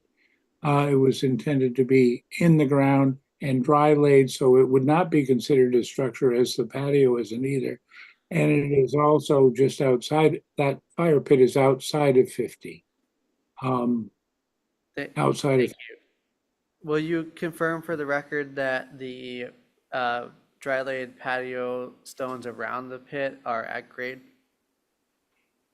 yes, that's proposed. It's at, not raised up. It's just a patio at grade. Thank you. Will, is there anything you would like to add? Sorry. No, I had some knowledge from David, and I was going to say, I think he's probably chiming in to confirm what's going on, but. So this is the design that they have entered into the record and put on their plan. We may have never seen one personally like it, but that's what they want. So they're going to be required to build it or to amend the order to build something else. And I think it's clear from the discussion today that that's that. Yes, go ahead. Okay, let's say it's a quasi patio at grade. It's still inside the 50. Yeah, up until January 1st of 2025, dry laid at grade stone patios are permissible within the 50-foot buffer under our current regulations. In January, new applications, those will not be permissible, but we're in October here still. Mr. Haynes, would you like to speak? I don't know what to say. I mean, you're absolutely, that's the interpretation. Dry laid stone patios under your current regulations, they're not considered structures. This was designed that way to accommodate that. So I don't think it's considered a structure. You seem to agree. And after January 1st, a totally different ballgame. And I appreciate that. Okay, thank you. Any other commissioners? Any members of the public wishing to weigh in? Yes, we have Natalie Kaufman. Please bring Natalie over, introduce yourself for the record and who you may represent, and then you can say your comment. Sure. Can you hear me?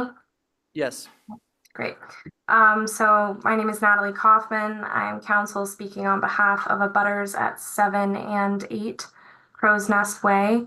Thank you, Mr. Haynes, for the extra work, explanation of the updated delineation. I just wanted to reiterate some of my comments from the September 5th meeting in opposition to the plan. I brought up specifically the Mass Wildlife and Nature Conservancy map. I think it was Commissioner Mazzarelli who expressed some concern about the GIS always having accurate mapping. So I submitted the map directly from the Nature Conservancy that hopefully you all have access to.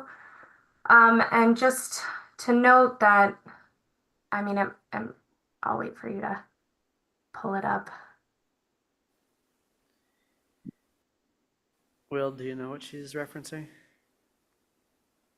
It was submitted for the October 3rd meeting. Yeah, we have the information you submitted, but we just have to find the specific one. Might be one of the last pages on this document you have up.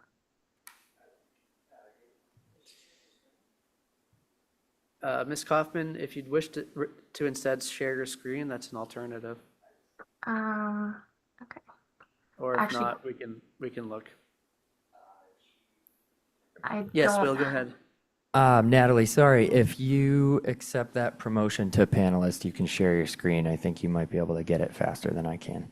Okay. Give me 1 minute to pull that up.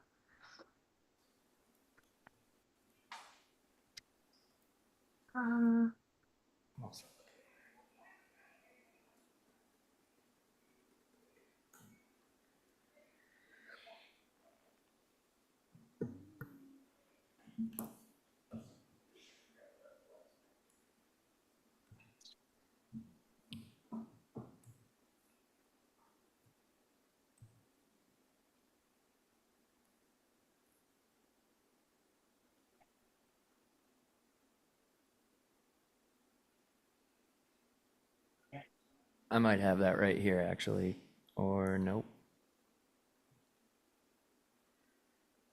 Oh, I was muted. I'm sorry. I can try and pull it up, or it's page 36 of the document that you have open, if that's faster. Thank you for that. Will, page 36. Couldn't share it for some reason. Yes, that's it. Thank you. So the purple, as you can see, number 5, crow's nest there. The purple is rare species core habitat, and the yellow, which overlaps, is priority natural communities core habitat.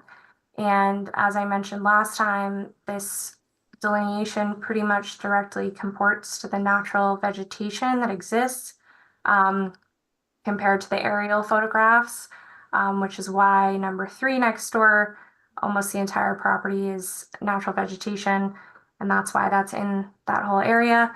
And just that, as Commissioner Williams mentioned, there's a lot of work going on this property with a very large pool, a large associated deck, some sort of structure. We don't know exactly the nature. And then again, that big structure at the front that is out of the jurisdiction of the commission. Just that this is a lot of work on a small property and the associated work that comes with it. Flooding, this pool will need to be drained at some point. Where does it go to? This affects the natural landscape within the actual property line and the property it's abutting. So this is a really sensitive area that needs to be protected. So the abutters ask that you deny the notice of intent, and if you are to grant it, certain conditions like perhaps a reduction in the size of the pool. We don't have exact dimensions, but it's a very large pool with a plunge pool and a spa and a large deck. And that fire pit, it's a lot going on. It's a lot of impervious surface, and it has an influence on the nature and the habitats nearby. Thank you, Ms. Kaufman. So I take your points, but how our permitting works, we would need to tie any of your points to a specific performance standard in our regulations. Under coastal dune, we have 11 of those. And I'm not sure exactly if any of them would apply to the points you're making. Certainly, as an individual person, think that this is going to, not be the best idea for the environment, but that's a different opinion than is it meeting the regulatory standard. So any commissioners wanting to weigh in? Yes, Linda, go ahead. When I was looking at the GIS map last month, I pulled up all of these layers You can get to most of them on the GIS map. And I expressed concern about the wetland core buffer, the regional rare species, the rare species core, the priority natural communities core, et cetera, et cetera, et cetera, and natural habitats.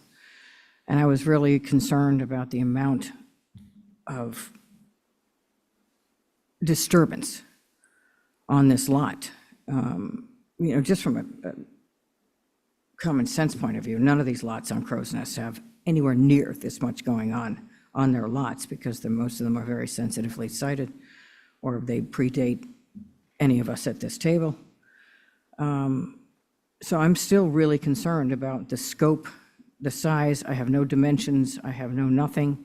The amount of coping within the 100. I'm just very concerned about what's going on between the 100 and the dune and all of the other components involved with this lot.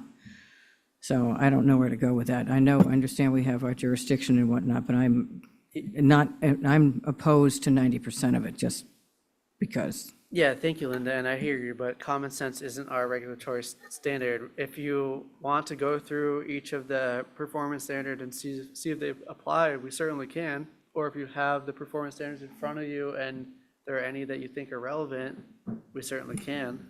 Is that something we can continue and ask?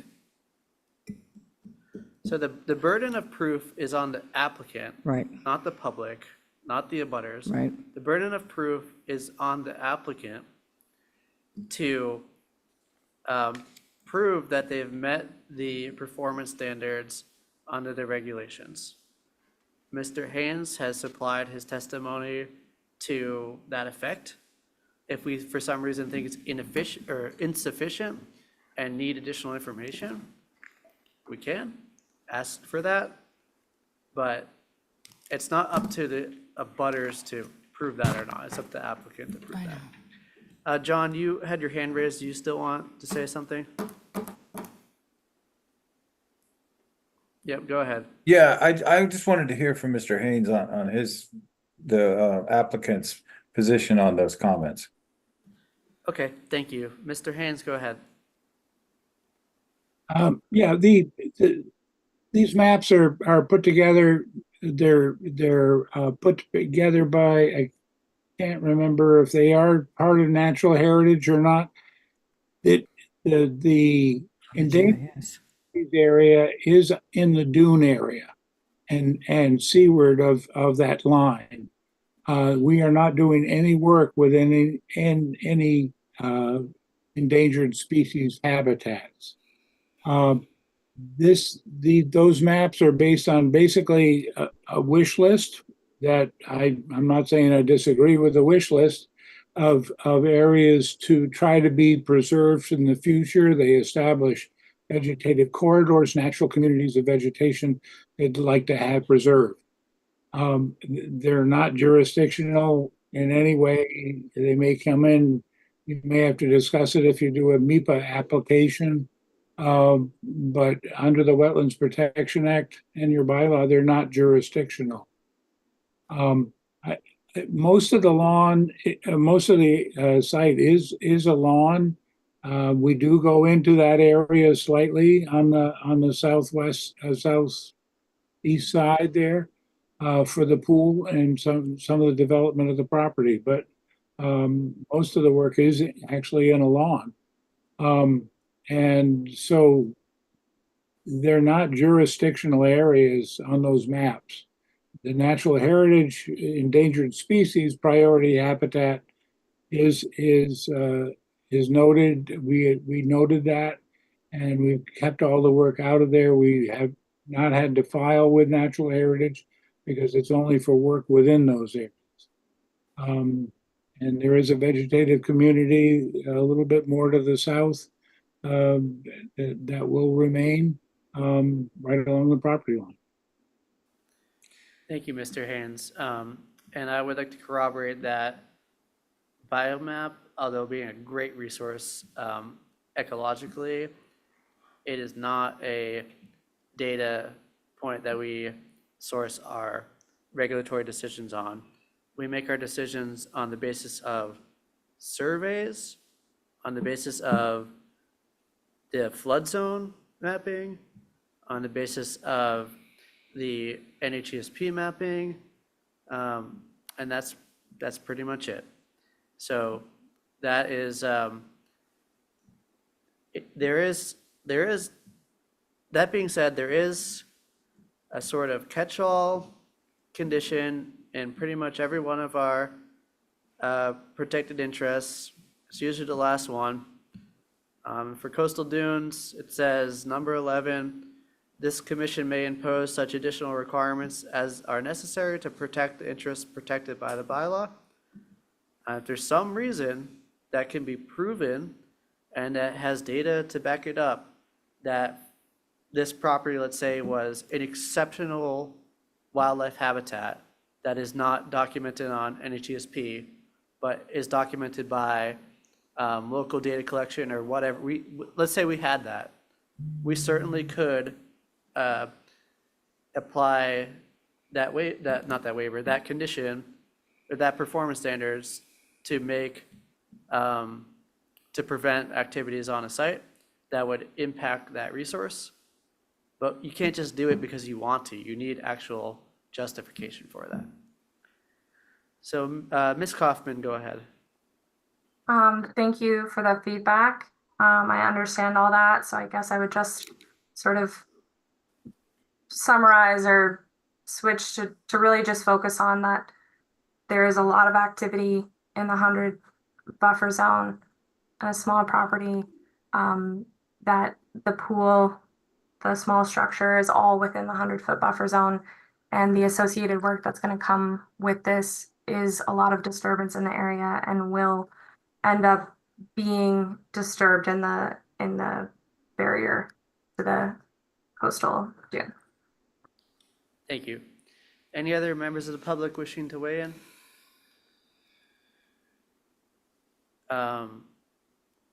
Okay. Staff, do we have everything we need to close here? Yes, we do.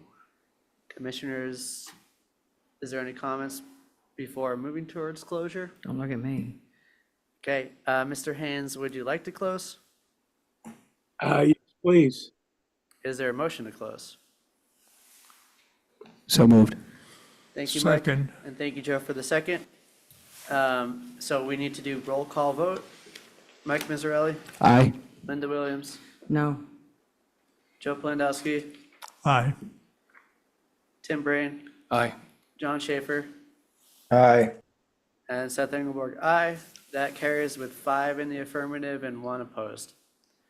Thank you, Mr. Thank you. Haynes. I just had to be contrary. It's fine, that's your right. Okay, and that will bring us on in the hearing to Muabisic, I hope, LLC at 20 East Lincoln Avenue, SC 48 3814, represented by Brian Madden. Good evening. Good evening. For the record, Brian Madden from LEC Environmental Consultants, representing the applicant, the LLC. This property received a determination of applicability. Sorry, Mr. Turcott has recused from this application. Okay. He is eligible to sit, but he has recused. All right. So go ahead. You'll see my face every once in a blue moon. So this property had received a determination of applicability confirming the IVW boundary within the southeasterly portion of the site. The entirety of the lot is located within the flood zone to elevation 7. The proposed project involves relocating the existing dwelling, moving it away further setback from the IVW on the property, and constructing it on a flood zone compliant foundation. Right now, it's at a lower elevation. We are proposing to elevate that above the flood zone elevation. So you can see in the plan, the first floor elevation's at 9.2 and top of foundation's at 8.0. Again, the flood zone elevation is elevation 7. There's no proposed structural modifications additions to the structure itself, aside from by elevating it, some elongated stairs are required to get in and out of the structure. That is proposed on the north and south side of the structure. But there's a significant decrease in the amount of square footage within the 25-foot buffer zone to that IVW, and an increase in the setback as well. You can see north of the relocated dwelling, there's a proposed pervious driveway. There's a new proposed dwelling outside the 50-foot buffer zone in the northwesterly portion of the lot. Similar to the relocated dwelling, it's going to be constructed on a flood zone compliant crawl space foundation. So that's both those foundations have the flood vents that allow waters to freely pass through.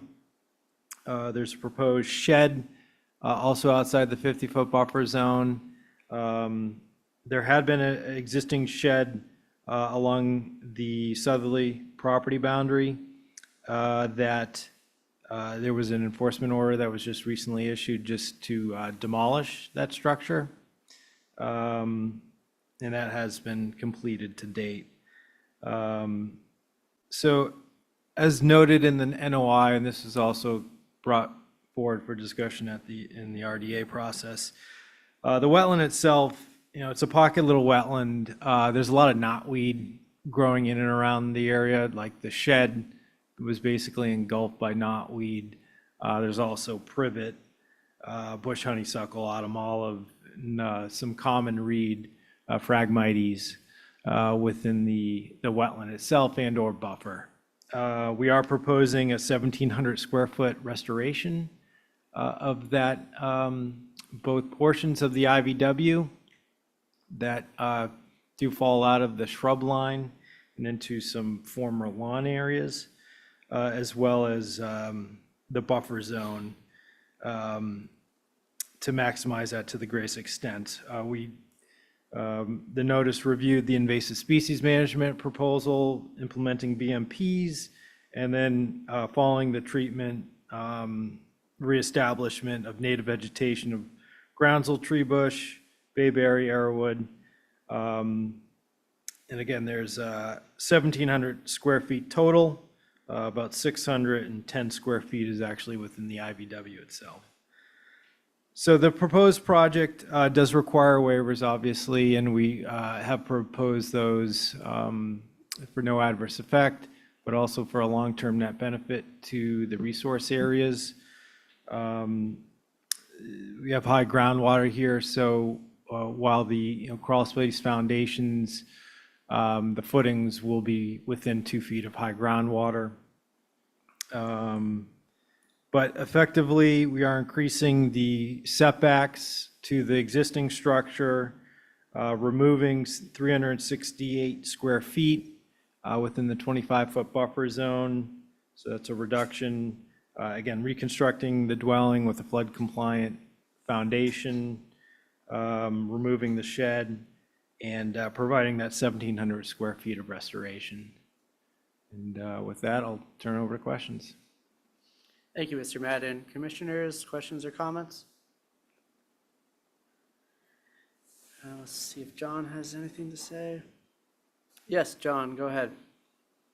Yes, can you express that 1,700 square feet as a percentage, if possible? Percentage of the property or of the buffer zone? Of the buffer zone, how much you increased it by a percentage? Is it 10%, 20%?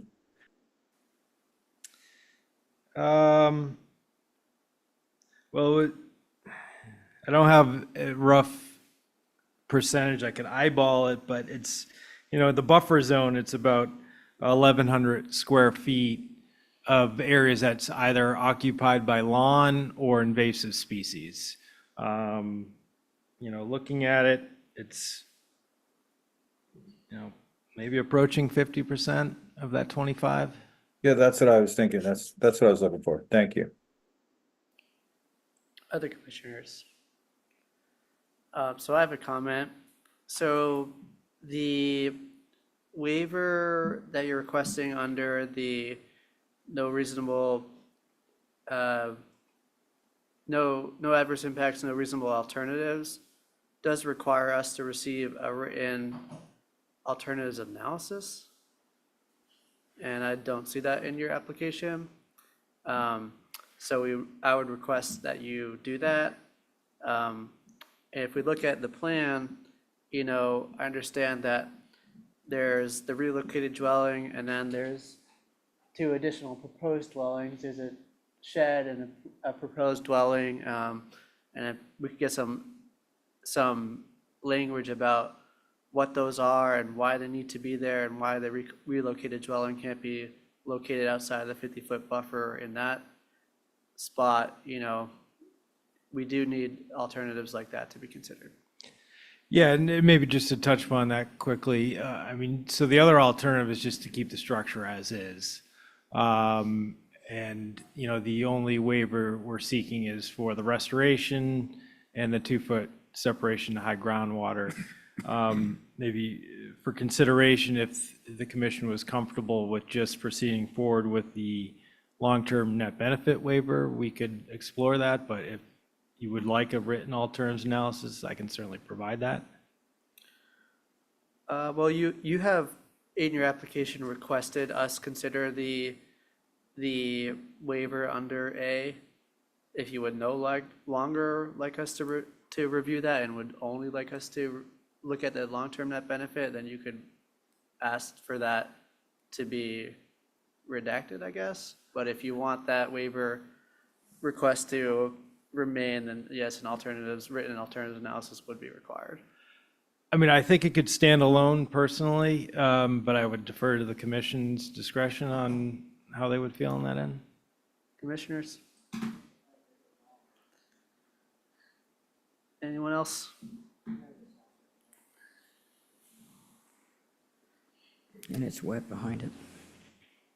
It's always my opinion that alternatives analyses are beneficial whether they end up being fruitful or not. I think anytime that waiver is requested, it should be there. So if you would put that together, I think we would request that. Does it continue? No, we need to seek testimony from members of the public. I see we have at least one. You can introduce yourself and then say your piece. Thank you, Mr. Chair. Emily Molden with the Nantucket Land and Water Council.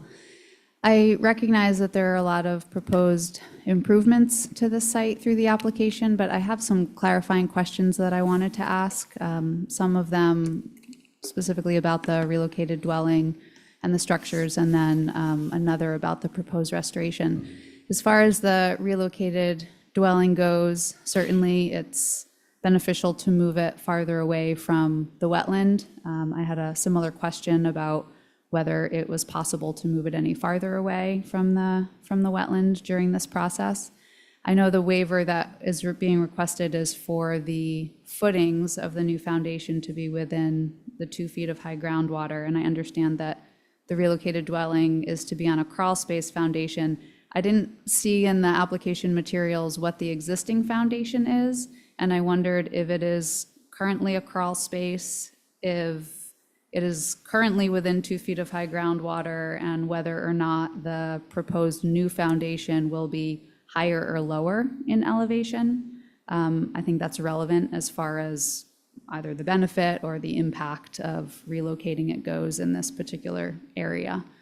So those were my questions relative to the dwelling, and I could pause there. Yes, I think it would be fruitful to pause. Mr. Madden, do you have answers to either of those questions?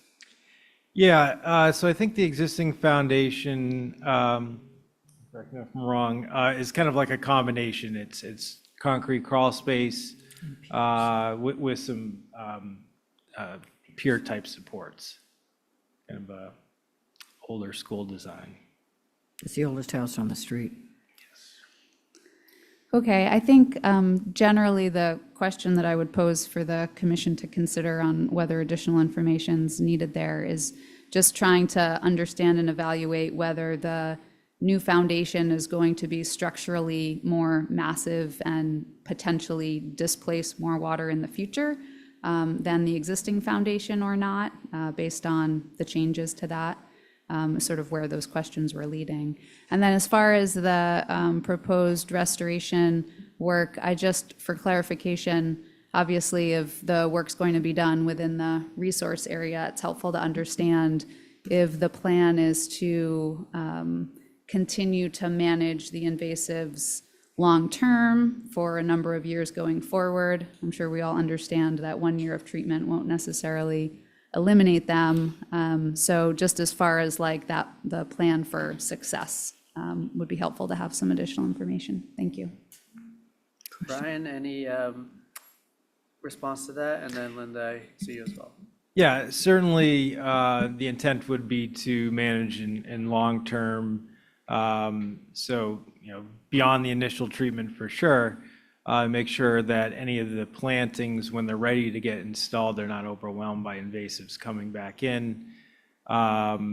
This is somewhat of a localized pocket, but there are some adjoining properties that also have some invasive species, so there's a contributing source there. But, if the commission ultimately gets to this point, that, I think adding that onto a permanent condition as part of a COC would be appropriate. Thank you. Linda? That was my question, just in general. Most of the wetlands is not on this property. It's on Galloway's behind it. It's on, 13 Cornish off of Court Cornish. partially. The majority is on this lot, yeah. So when we're doing restoration or getting rid of invasive species, and a large percentage of it is on someone else's property, but right close to the back of this house, they don't go onto the neighboring property to get rid of them over there. They can only do it on their own property, correct? If they have the neighbor's permission and they're willing to pay for that, we'll accept it. But in most cases, no. We can only constrain activities under a permit to the site.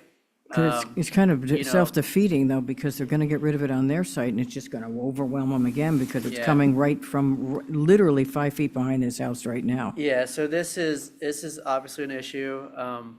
If the applicants wish to, prevent that, they could attempt to talk to their neighbor and consider if said neighbor would also treat, but that's outside of our purview here. We can only constrain activities on the site that the permit is being applied for. That's what I figured, but it's very tight there. So they're just going to get rid of their 5 feet, and then it's going to keep going on to the other lot. And, sorry, I'm kind of changing Yep, go subjects ahead. here, but going back to an early question, about alternatives and looking at that relocated dwelling, we can certainly take a closer look at that, see if there's some additional options. I mean, with the pervious parking area, the driveway that's proposed, currently there are no on-site parking driveway. So the intent would be to have some on-site parking, but maybe that can be minimized a little bit, and try to maximize that separation. But I think at the end of the day, there's, some significant benefit here. Thank you, Mr. Madden. I think just what we're asking for is to look at those things and to provide an alternatives analysis. Thank you. Any other members of the public wish to weigh in? Okay. With that being said, Mr. Madden, would you like to continue until November the 7th? Yes, please. This will continue until November 7th. Thank you. Thanks. And that will bring us on to Glacier 57 Nantucket Road, SC 48 3815. And we've reached a monumental point in our hearing that all 7 commissioners are here sitting on this application.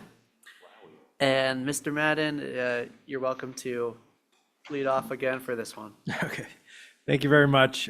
Brian Madden from LEC Environmental Consultants. So the resource areas are bordering vegetated wetlands that occupy the northerly portion of the property. And you can see that in flags 1 through 6. What is being proposed here are basically 2 additions onto the west and northeasterly portion of the existing dwelling. There's a septic upgrade being proposed in the front of the lot on the street side, and some reconfiguration of the driveway, the pervious driveway,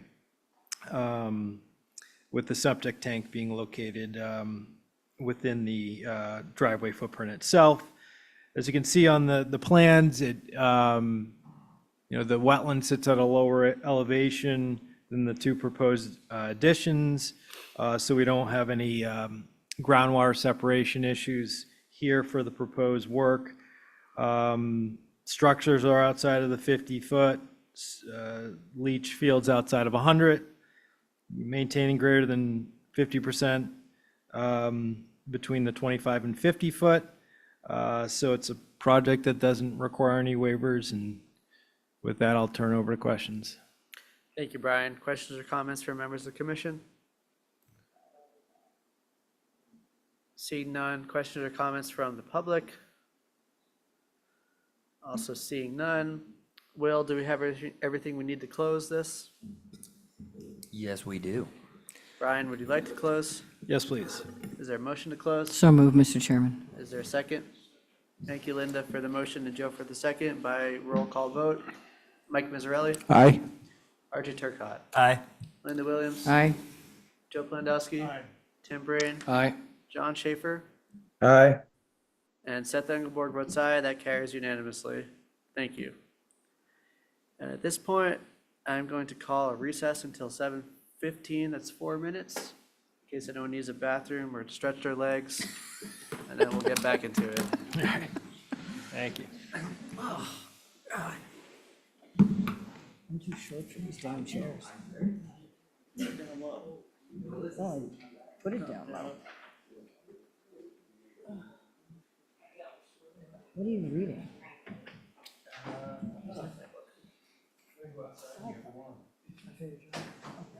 Stand aside. I'm old English lit. Okay, yeah. So That's right. And then 135 books.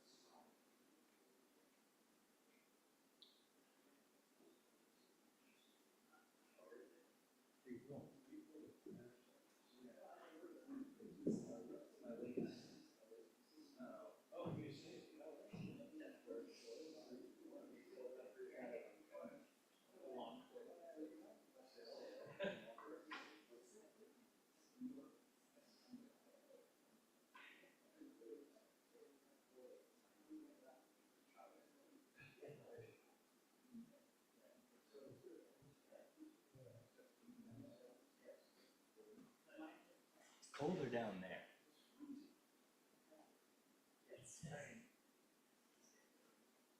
It says 61.4, but I find it to be pretty chilly over there. And I also think the vents are not I'm never cold and I'm freezing.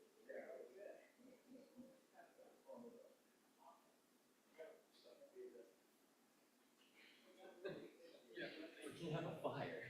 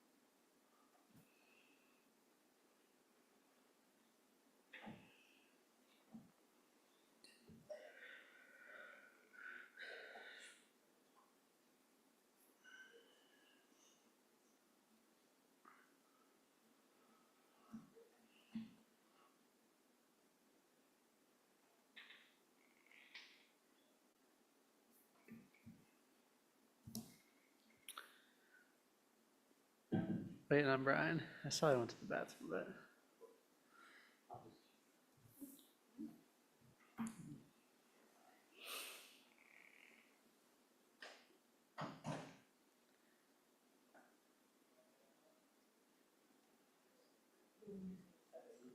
Well, we need Brian to. All right. Thank you, everybody. So we're now back, and under notices of intent, we're discussing, the next up is 44 Nantucket Road Realty Trust at 44 Nantucket Road. I'm not sure if we have a file number here or not, but this is represented by Brian Madden. Yeah, we don't have a file number, so we'll be continuing. But Brian Madden from LEC Environmental Consultants, representing the applicant.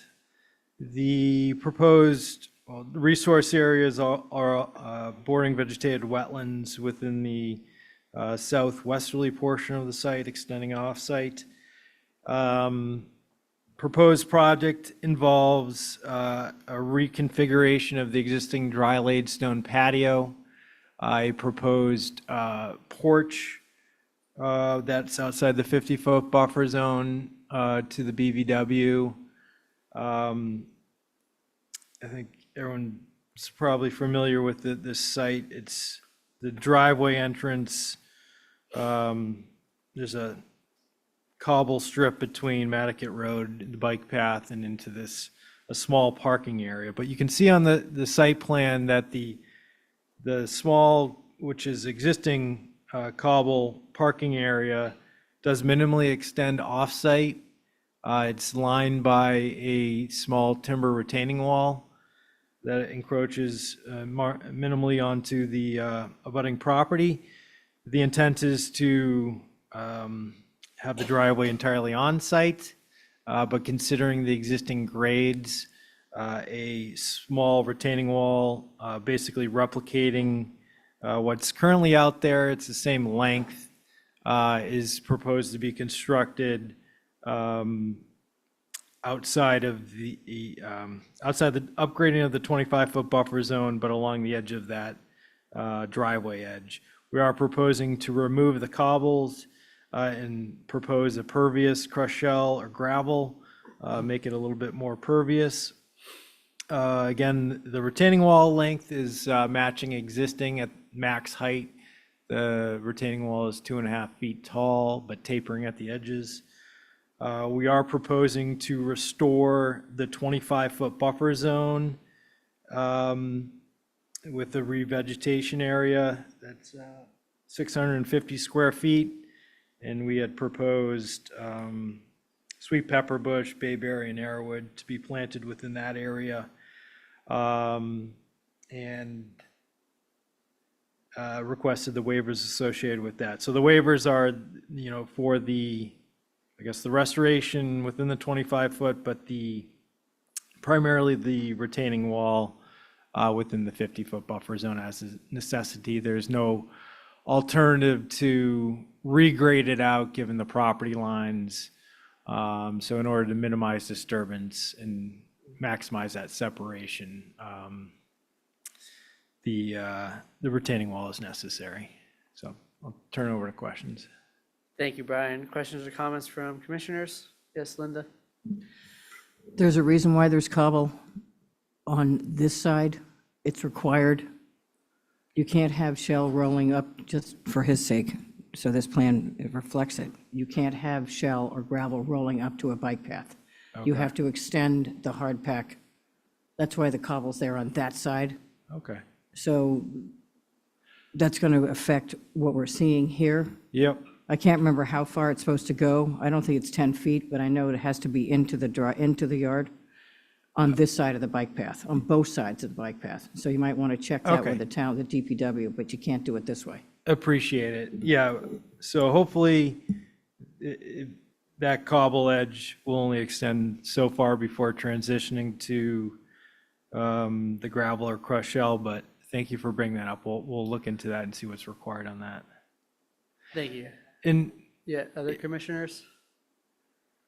Sorry, Brian, did you want to say something? yeah, sorry to just interject. I'm sure we've all seen, car parked between the bike path and the road. The intent here is to get a parking space on the property, and that's why that you have that little turnout area as well. Thank you. I drive past this property nearly every day, and it actually overjoys me every time to see those old school Mercedes parked up by the bike path. It's quite a sight that I'm sure I'll miss.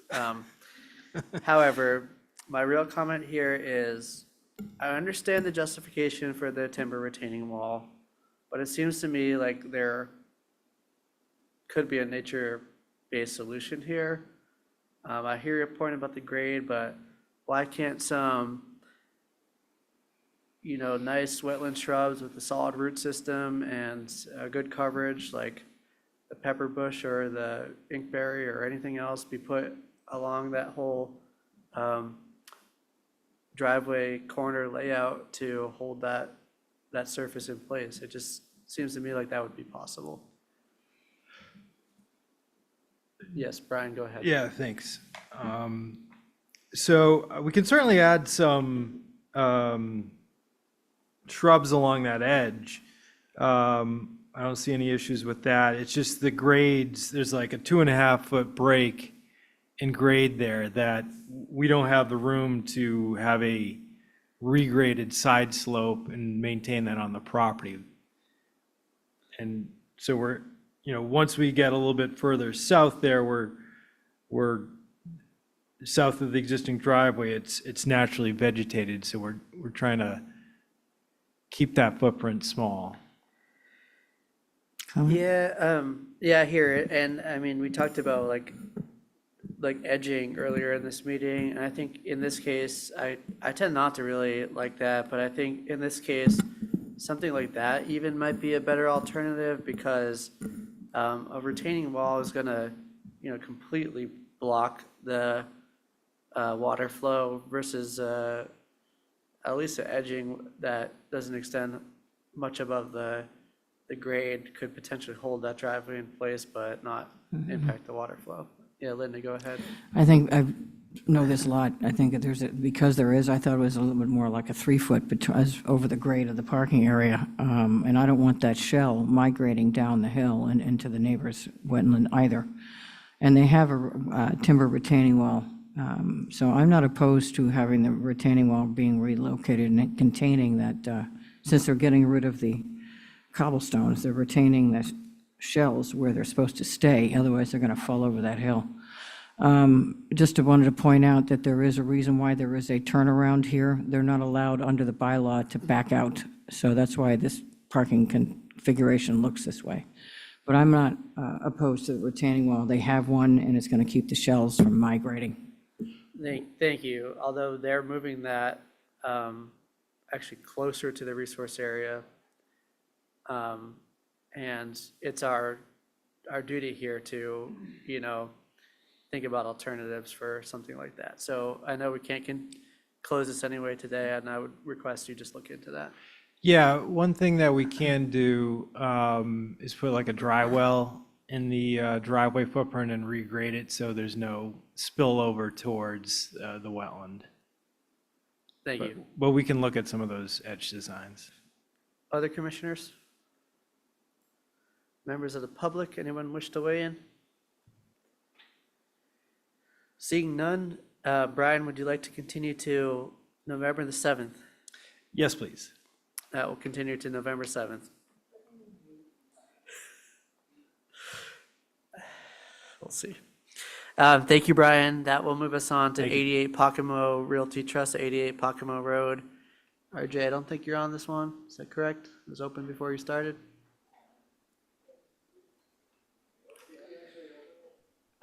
Mr. Ritz, I know the application was submitted in September. Has this been opened, and do you remember when it was opened? It was opened at the last meeting, discussed, 2 weeks ago? Okay, thank you. So you're on it. All right, so all 7 commissioners are sitting on this. Mr. Ritz, good evening, and you can present your piece. Good evening, Mark Ritz from Site Design Engineering, representing the applicants at 88 Pocomo.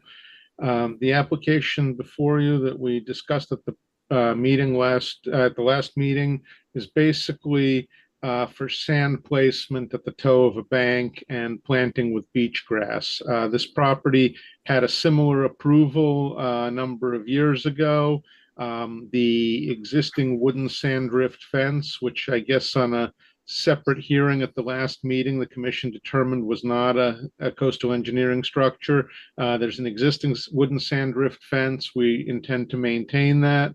We intend to do a nourished dune at the toe of the bank. We basically updated the top and toe of the bank from the previous approval that was, I think, 6 or 7 years ago, something along those lines. Basically clean beach compatible sand planted on top with American beach grass, and bare spots on the face of the bank also planted with beach grass to help stabilize that.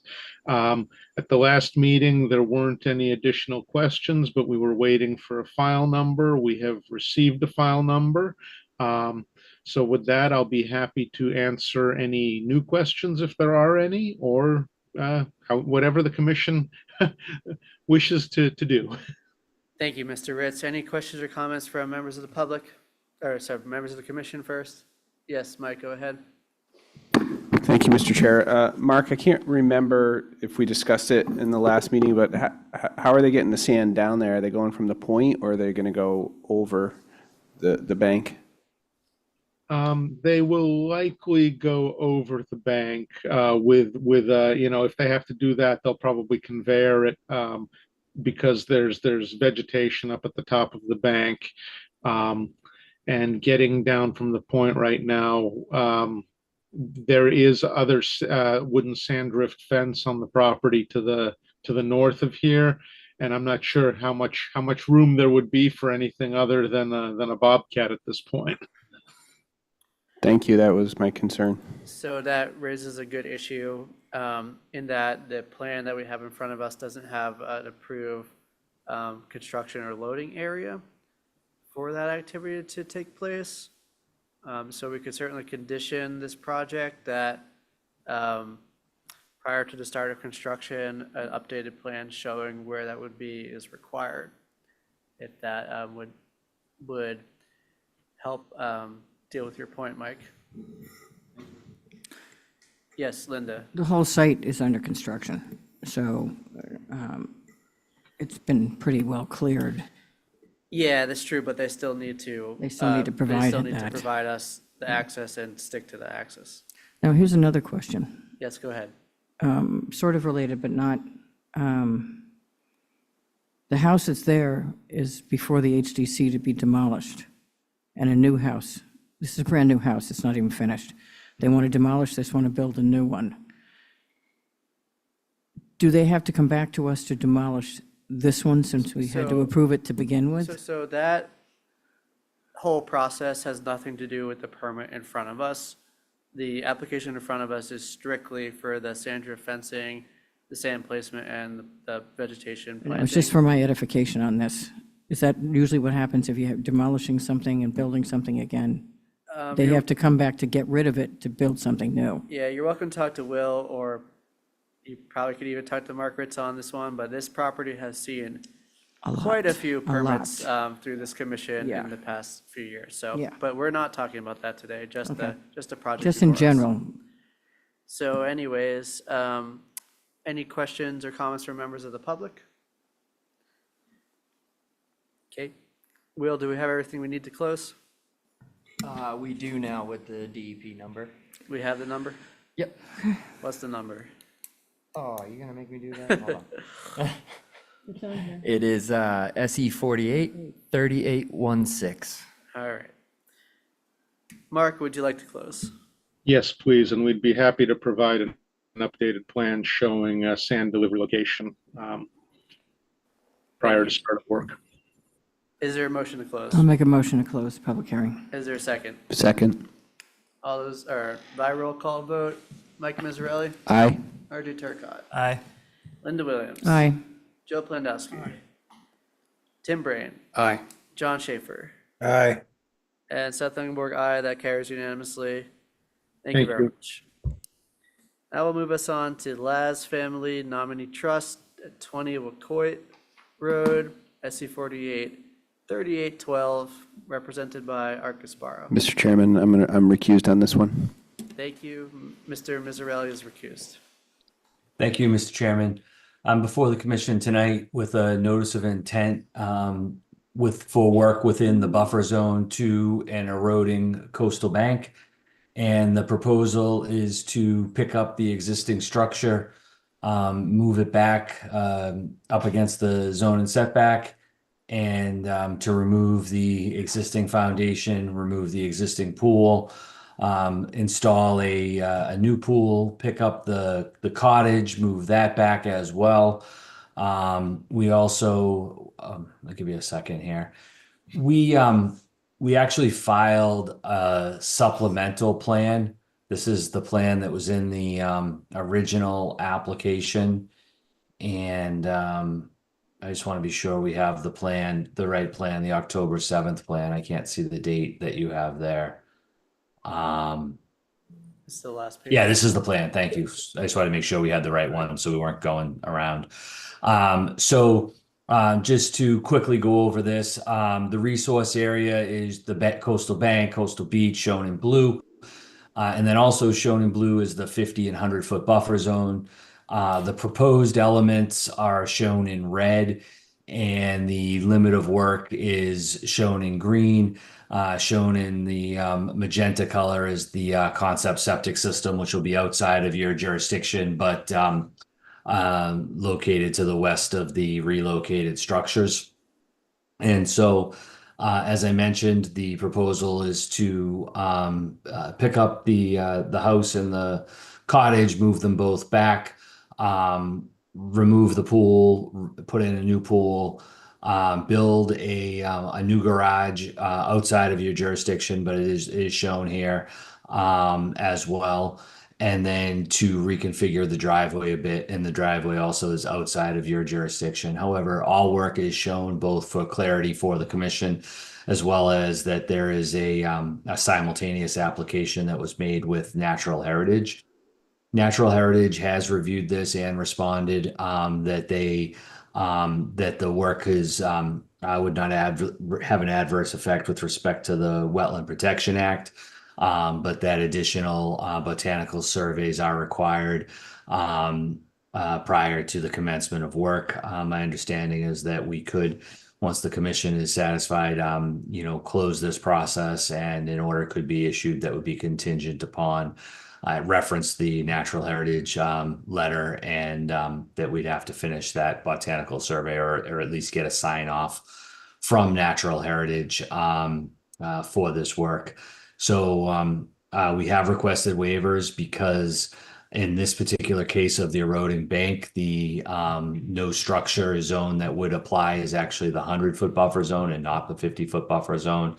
And so a portion of the relocated structures are within that 100-foot buffer zone, though you will note that we kept the pool just outside of that area. So we're not asking for a waiver for the pool.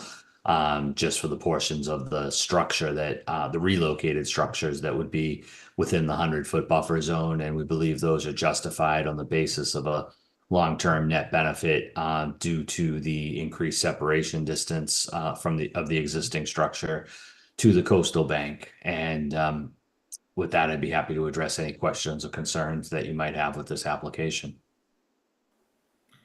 Thank you, Art. Any questions or comments from members of the commission?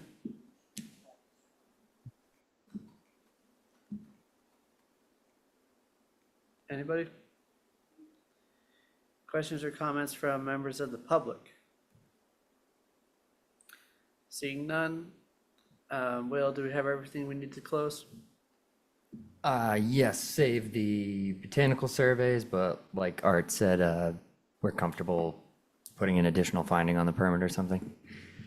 Yes, I think we can condition the project so that it may not commence until receiving the appropriate letter from NHESP that the botanical surveys have been done and met their concerns. Okay. So, Art, would you like to close? Yes, please. Is there a motion to close? I'll make a motion to close the public hearing. Thank you, Linda. Is there a second? Second. I will take Tim for the second by roll call vote. RJ Turcotte, Aye. Linda Williams, Aye. Joe Plandowski, Tim Brain, Aye. John Schaefer, Aye. Seth Engelberg, aye. That carries with 6 in the affirmative and Mr. Miserelli recused. Thank you. Thank you, Art. All right, that will bring us to 20 Matacasham Nominee Trust at 20 Matacasham Valley Road, SC 483810, represented by Mark Ritz. Good evening again, Mark. Good evening, Mark Ritz from Site Design, representing the applicants at 20 Matacasham Valley Road. The application before you this evening is to relocate an existing structure. There are currently 2 houses on the subject property. One is located partially inside the 100-foot buffer. The other one is outside the 100-foot buffer to the top of the coastal bank. We are proposing to move both houses back almost to the street, which will put them roughly 230 or so feet from the top of the coastal bank. So really the only jurisdictional work is removal of the structure just inside the 100-foot and relocation. With that, I'll be happy to answer any questions. Thank you, Mark. Questions or comments from members of the commission? Yes, Mr. Turcotte. Thank you, Chair. Through you to Mark. Is the shed being moved as well, or is it staying? The shed is also being moved. Yeah, everything is being moved. I don't know if we're showing a new shed or not, but yeah, all the structures are being moved, and shed's outside of jurisdiction anyway.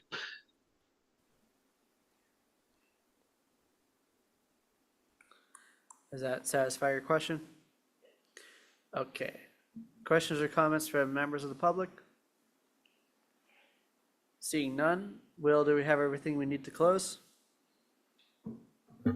Yes, we do. Mark, would you like to close? Yes, please. Is there a motion to close? Make a motion to close, Mr. Chairman. Thank you, Linda. Is there a second? Second.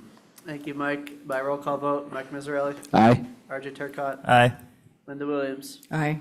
Joe Plandowski, Tim Brain, Aye. John Schaefer, Aye. and Seth Engelberg votes aye. That carries unanimously. Thank you. Thank you as well. And now that will bring us to Nantucket Land Trust at a bunch of different properties. SC 483813, represented by David Haynes. David, good evening again.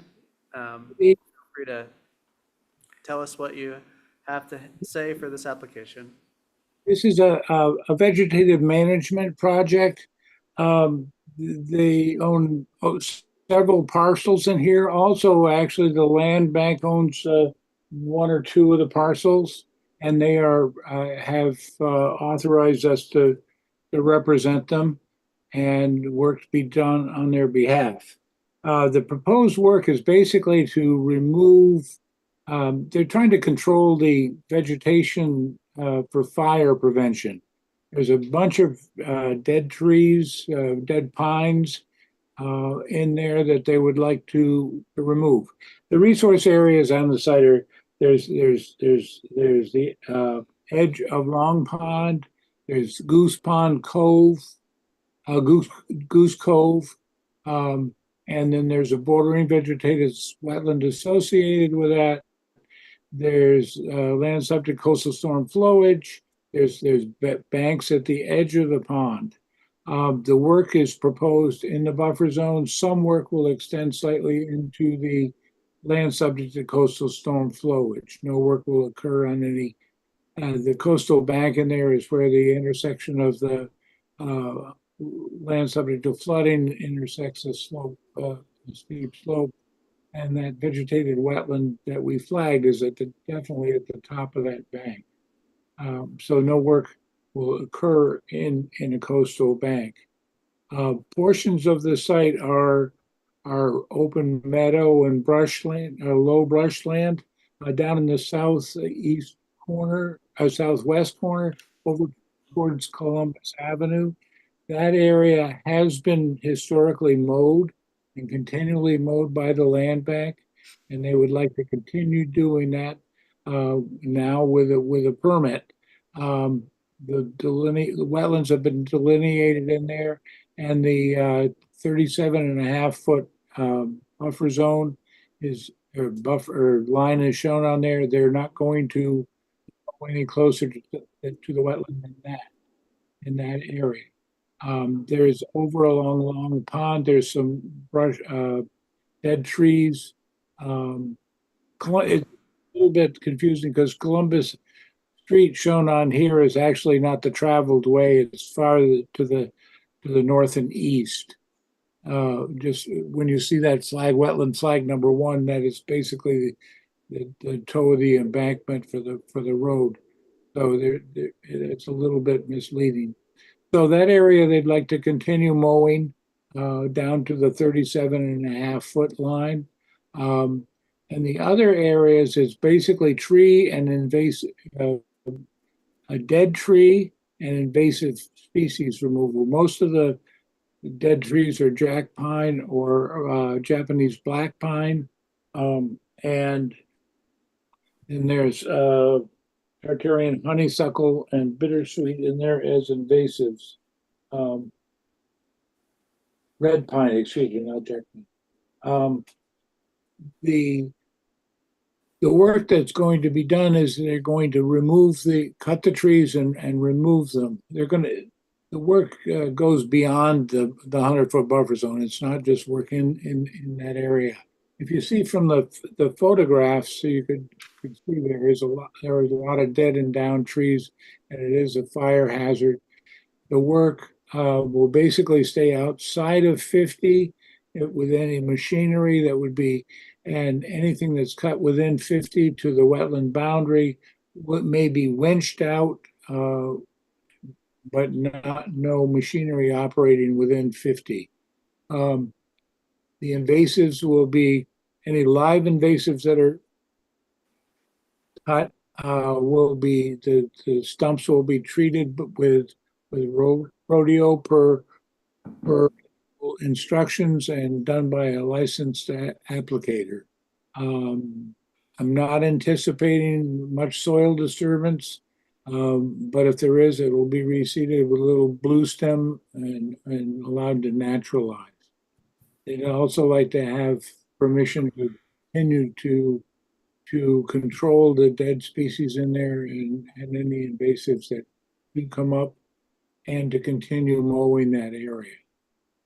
Again, no regrading, no soil disturbances proposed. Dumps will remain in place. It's just basically pulling the dead wood out of there. It'll either be removed or chipped and mulched in place. With that, if you have any questions. Thank you, Mr. Haynes. Questions or comments from members of the commission? No.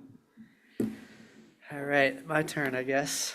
So my pesky question is going to come back up. So the point of this project is to improve biodiversity, enhance wildlife habitat, and remove invasive species. That seems like it fits within the ecological restoration project description to me.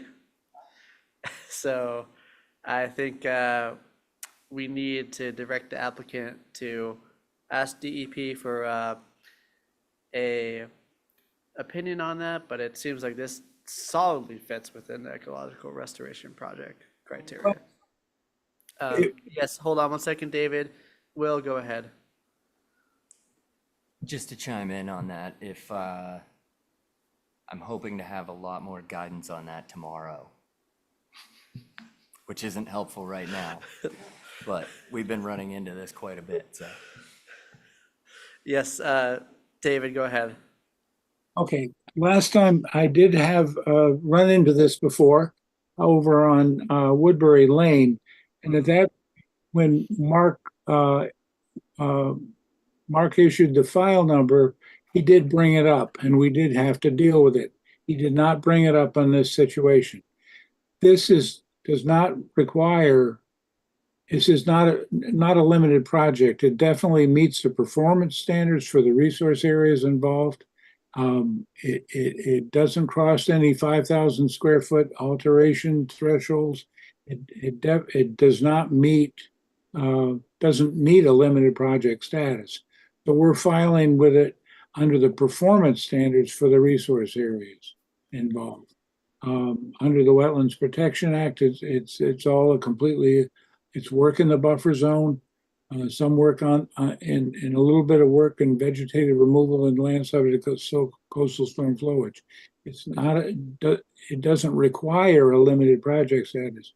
Those projects are for bigger projects within the resource area. When you remove a dam, when you go in and you go after a large area of phragmites, and you're exceeding the thresholds of the performance standards that require a limited project. This does not require a limited project. It meets Yeah. performance.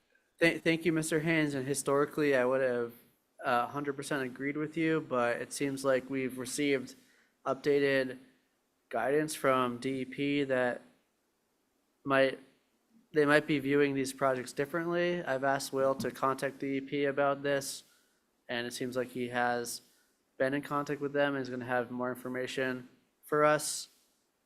So respectfully, I think we should continue this to wait for some guidance, but that's just me and one person's opinion. Commissioners? Yeah, I don't see any, I certainly don't want to hold anybody up on their application, but if that's where we're at, I think it would be wise to wait for some DEP guidance. Linda? We brought it up before, and we wanted guidance from them. So I think since we brought it up before, we need to actually get the guidance from them. This just happens to be the one that's stuck in the queue waiting for that guidance. Yeah, I don't have a problem with the project. I don't have a problem with what David Haynes says, but since we asked for it before, we should go ahead and get it. Yeah, and Mr. Haynes, I hate to do this because it's really just like a procedural thing, but we want to make sure that we're permitting projects correctly. And if new guidance has come out that says we should be doing things in a way that has been different in the future, then we want to make sure we're doing that, or different than how we've done in the past. Mr. Haynes, would you like to comment? And then I see Will. Yeah, I have a question. The hearing your last hearing, Brian had a project down on Cliff Road that you brought the same. I was wondering if you ever got an answer on that project, because I felt that met the performance standards as well and It was didn't continued. Yeah, I'll let Will speak to that. Short answer, working on it. We'll have it by next meeting. Plan is to have something in writing circulated to everybody before the meeting. And I also agree it meets the performance standards. And I also agree that if you read or if you look at the past history of why ecological restoration projects were done, it's to deal with things that are different than this. But if you look at actually the words on the page of what ecological restoration project says, it does encompass things like this. So that's why DEP, we're waiting to hear from DEP on whether that's true or we're just speaking out of line. So if you'd be willing to continue, we would appreciate it to wait for that guidance. Yeah, I guess I have to. They were trying to get the work started in the next month and a half. Yeah, hopefully we'll have that guidance very soon and that we can close at the 7th, but it just good permitting to just wait and see. I don't think it should apply, but I guess I have to ask for a continuance. Do we have comments from members of the public? We have one potential person on here, John Separating. John, if you could identify yourself for the record.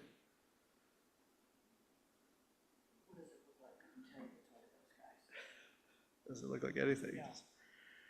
Okay, we can't hear John, so we're going to move on. So with that being said, this will be continued till November 7th. Thank you very much. We'll see you Thank you then. as well. All right. And that takes us to the end of our notices of intent. We do not have any amended orders of conditions today. So we'll be moving on to the public meeting. We have one request for determination of applicability. That's 17 BR Property LLC at 6 Low Beach Road, represented by Art Gasparo.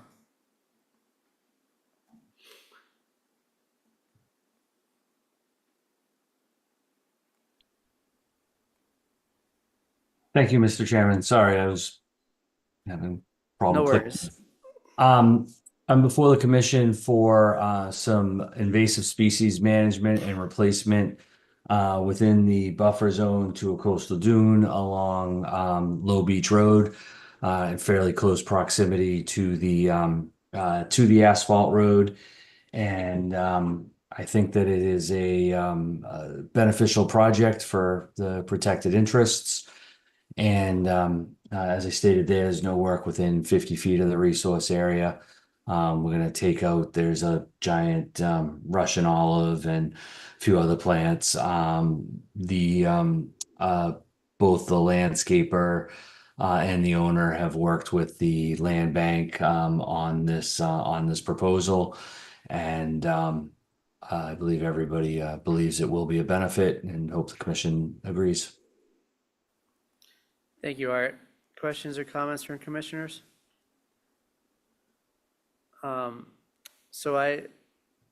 It looks like there's reference to native plantings, but I don't see a planting list. Is that something that exists? Yeah, I think I mentioned it in there. They told me Oh, that they were gonna. it's just a comment. Okay, I see it. I'm almost positive I put it on there. I'm sorry. Yeah, it's his comment on the plan saying that they're gonna be planted with bayberry. Yeah, that's right, Baber. Thank you. Okay, yeah, sorry, I didn't catch that, but I see it now. I missed it, yeah. Yep. All right, so if there's no questions or comments, is there a motion to issue the RDA? So moved, Mr. Chairman. Second. Thank you, Linda and Mike, for the second. By roll call vote, Mike Miserelli, Aye. RJ Turcott. Aye. Linda Williams. Aye. Joe Plendowski. Tim Brand. Aye. John Schaefer. Aye. Seth Engelborg votes aye. That carries unanimously. Thank you. Sorry. Yeah, we needed to take the actual recommendation, but this is a -3 recommendation on the RDA. So we just issued that with the -3 recommendation. Okay. So that brings us on to minor modifications. We'll start with Curland, 334 Matticat Road, SE 483752. And it's represented by Art Gasparo. Thank you, Mr. Chairman. This is a project to relocate a structure away from on a road in Coastal Bank. That's that last house at the end of Matticat Road. And originally had been permitted to go onto a pile foundation. But in fact, there's mechanicals that serve the structure, and the installation of a piling foundation involves a very engineered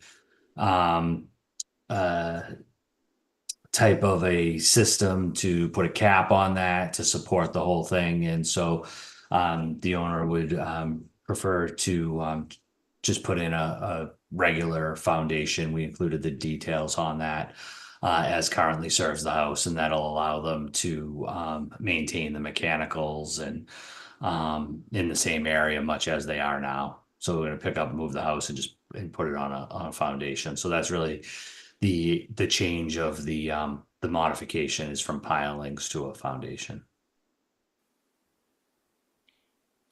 Thank you. Questions or comments from members of the commission?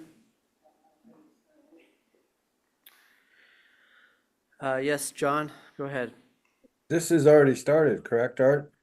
Yes, they have all the permits in place, so they've picked up the garage, as you see on there, was temporary. That had been moved under an emergency order issued by this commission late last winter after those storms.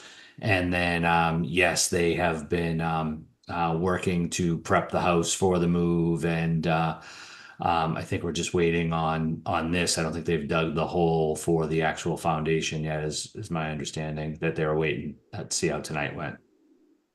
Thank you. Anybody else? All right.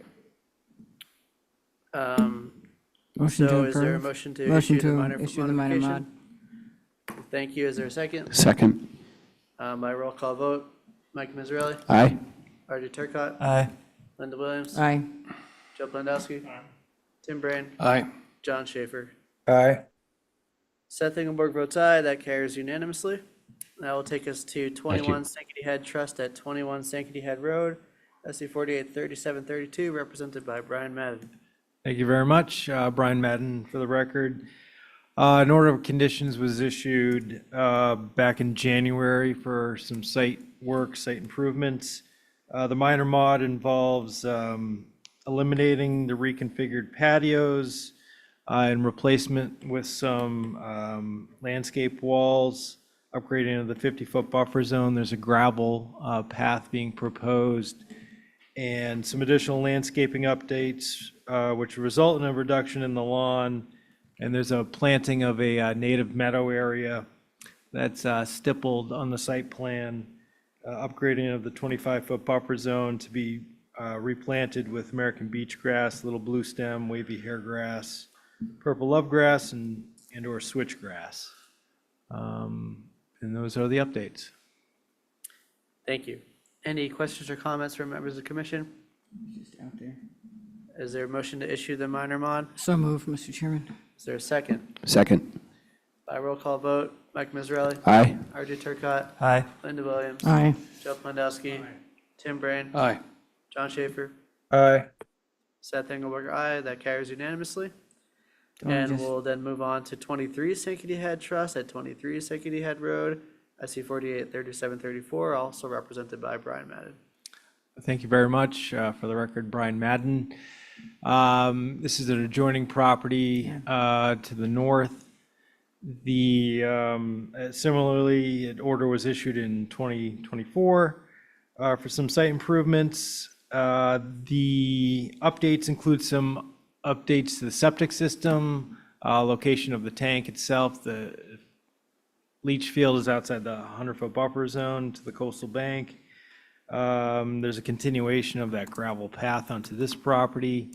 Their garage structure is being converted to a gazebo. The footprint of that is kind of reduced in size a little bit. You can kind of see the outline there, but it's a smaller footprint. And then there's some native meadow planting areas similar to the adjacent property, and some additional regrading occurring. Majority of that is marginally encroaching into the 50-foot buffer zone, but mostly landward of that. That's it. Thank you. Is there any questions or comments from members of the commission? Is there a motion to issue the minor mod? Motion to issue the minor mod, Mr. Chairman. Is there a second? Second. By roll call vote, Mike Miserelli, Aye. Artie Turcott, Aye. Linda Williams, Aye. Joe Plandowski, Tim Brain, Aye. John Schaefer, Aye. Seth Engelberg, aye. That carries unanimously, and thank you. So we'll be moving on now to certificates of compliance. Let's take the first two together. Those are RJG Nominee Trust at 13 Crow's Nest Way for SC 483172 and SC 483470. Is there a representative from Bracken Engineering here? Okay, Will, go ahead. And sorry, I'm just also getting rid of this spammer. Yeah, just ban them.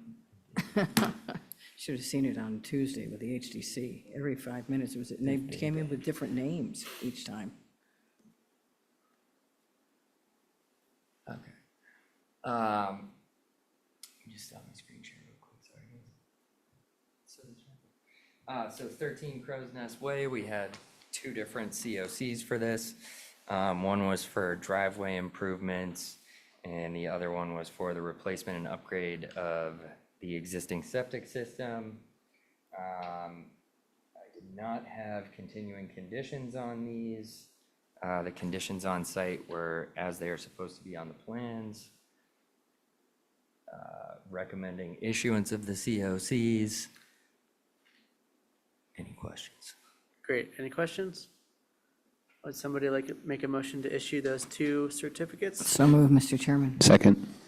Okay, by roll call vote. Aye.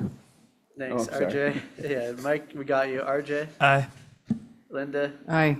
Joe, Tim, Aye. John, Aye. and Seth votes aye. And those will carry unanimously. And now we'll move on to Waterfront Pocomo LLC at 17 Loretta Lane, SC 483431, represented by Arcus Sparrow. Thank you, Mr. Chairman. Just to be brief, the work didn't happen under this order and the order is expired. Thank you. So we need a motion to invalidate the order of conditions. So moved, Mr. Chairman. Thank you. Is there a second? Second. By roll call vote, Mike Miserelli, Aye. RJ Turcott, Aye. Linda Williams, Aye. Joe Plandowski, Tim Brain, Aye. John Schaefer. Aye. That carries unanimously.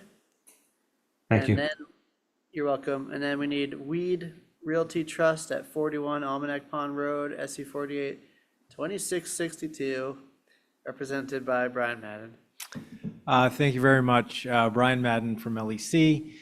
This was an order of conditions for some utility extensions, installations along Almanac Pond Road that was issued in 2014. It was extended in 2020. The work was never completed. The property was ultimately transferred to the land bank, but this order also encumbered a number of the properties along Almanac Pond Road. So we're just asking for release of the COC for no work. Thank you. Well, it's crazy to believe that we've had over 1,200 permits in the last 10 years at this commission, but that is what it is. Is there any questions or comments from members of the commission? I'll make a motion to Issue the cert. issue the cert. Is there a second? Second. All right. Will, is there any ongoing conditions? No, sir, I would have interrupted. Everything's fine. Yeah, Alright, so- just for clarification, no work was performed. Yeah, no. Oh, okay. Yeah, no work was So performed. this is a motion to invalidate the order. Invalidate, that's what I thought. So Linda made that motion and Mike made the second. By roll call vote, Mike Miserelli, Aye. RJ Turcott, Aye. Linda Williams, Aye. Joe Plandowski, Tim Brain, Aye. John Schaefer, Aye. Seth Engelborg votes aye. I can turn the page. Thank you. Thank you. All right. And now we'll be moving on to orders of conditions. And We got extensions of orders. no, that's after. Oh, that's right. I So turned we it too soon. So we closed 5 orders today. But before we talk about the orders that we closed, I think for Swansea Beach Preservation Fund at 59 through 83 Baxter Road, SC 483759, we gave Jeff the guidance that we need, but is there anything else people are wishing to say on that? Okay, so then we'll start with Chiaffi at 5 Crow's Nest Way, SC 483803. Will, if you want to put it up. These were sent out, but if you could put it up on the screen and walk us through the overview, that would be great.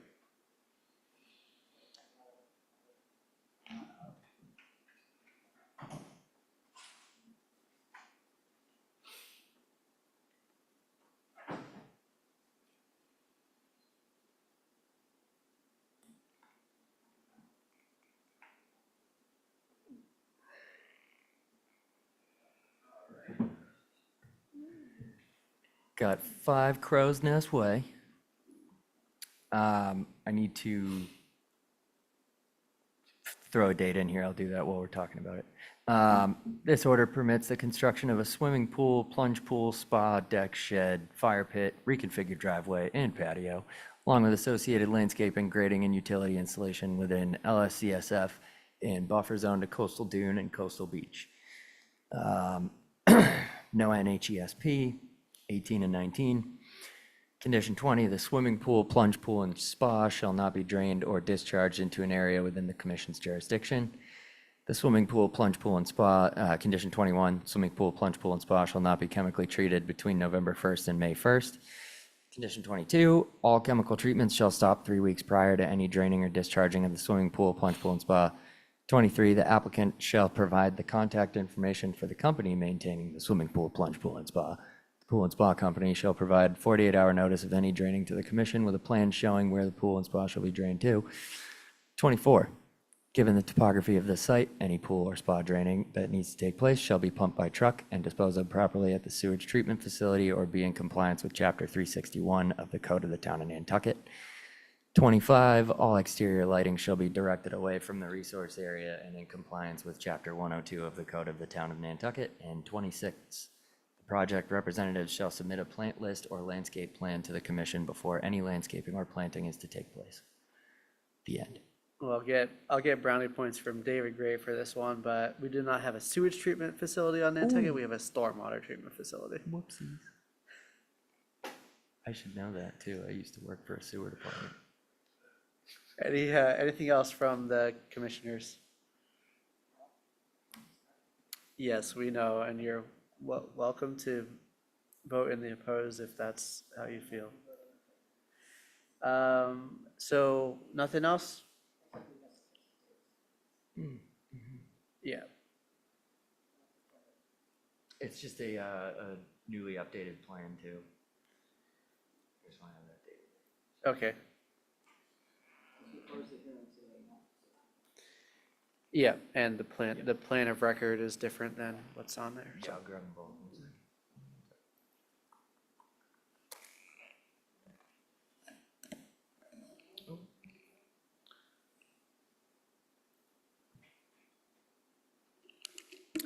All right. Is there a motion to approve this order as amended? So moved. Thank you, Mike. Is there a second? Thank you, John. By roll call vote, Mike Mazzarelli? Aye. Joe Plandowski? Tim Breen? Aye. Sorry, Linda Williams? No. John Schaefer? Aye. Seth Engelborg votes aye, so that carries with that carries with five in the affirmative and 1 opposed. We are going next to Glacier at 57 Nantucket Road, and Will, you can bring that up.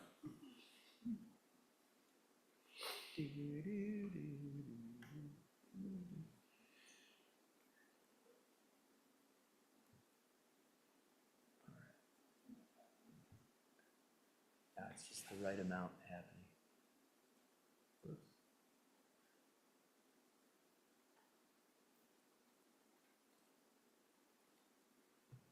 All right, if I just talk really slow, I can start. So the next one is 57 Nantucket, correct? Yes. All right. I was still updating that date. So 57 Nantucket, we had, the order permits 2 proposed additions to the existing structure and installation of an IA septic system, no NHESP. I had our general conditions 18 and 19, and then 20, all exterior lighting shall be directed away from the resource area and in compliance with Chapter 102 of the Code of the Town of Nantucket. This was partially in response to an abutter. Okay, any questions or comments from commissioners? Seeing none, is there a motion to issue the order of conditions as drafted? So moved, Mr. Chairman. Is there a second? Second. Thank you, Tim. By roll call vote, Mike? Aye. RJ? Aye. Linda? Aye. Joe? Tim? Aye. John? Aye. And Seth votes aye. That carries unanimously. So now we'll move on to 88 Pocomo Realty Trust, 88 Pocomo Road.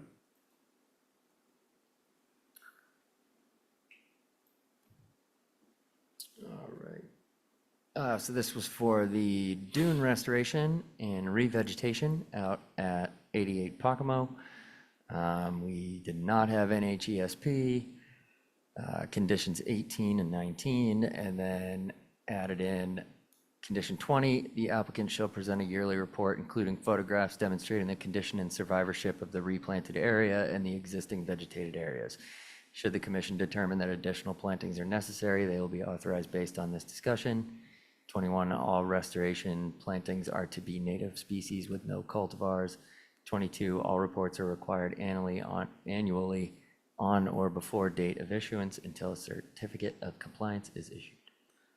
Date of issuance of the OOC. Yes, date of issuance.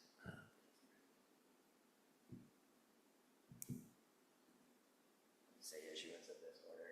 Yeah, okay. All right, that's a minor change. So is there a motion to issue this as drafted? So Mr. moved, Chair. Mr. Chairman, as Is amended. this, did we want to put in the order of conditions that we're going to submit the plan for, Yes, thank you. Thank you, Mike.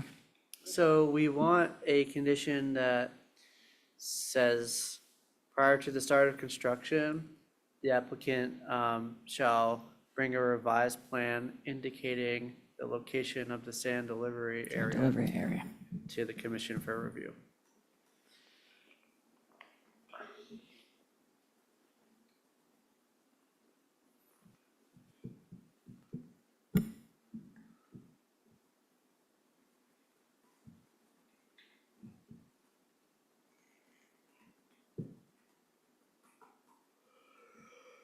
All right, 23, prior to the work commencing, the applicant shall submit a revised plan for review.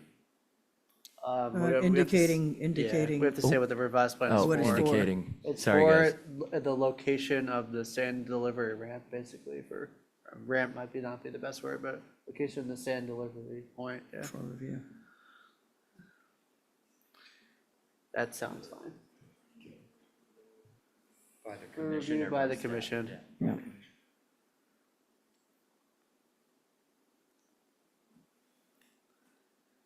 Okay, anything else? That being said, is there a motion to issue the order as amended? So moved. As amended. I'm gonna take Second. Mike on that, as Mike said it first, and Linda will give you the second. By roll call vote, Mike Mizzarelli, Aye.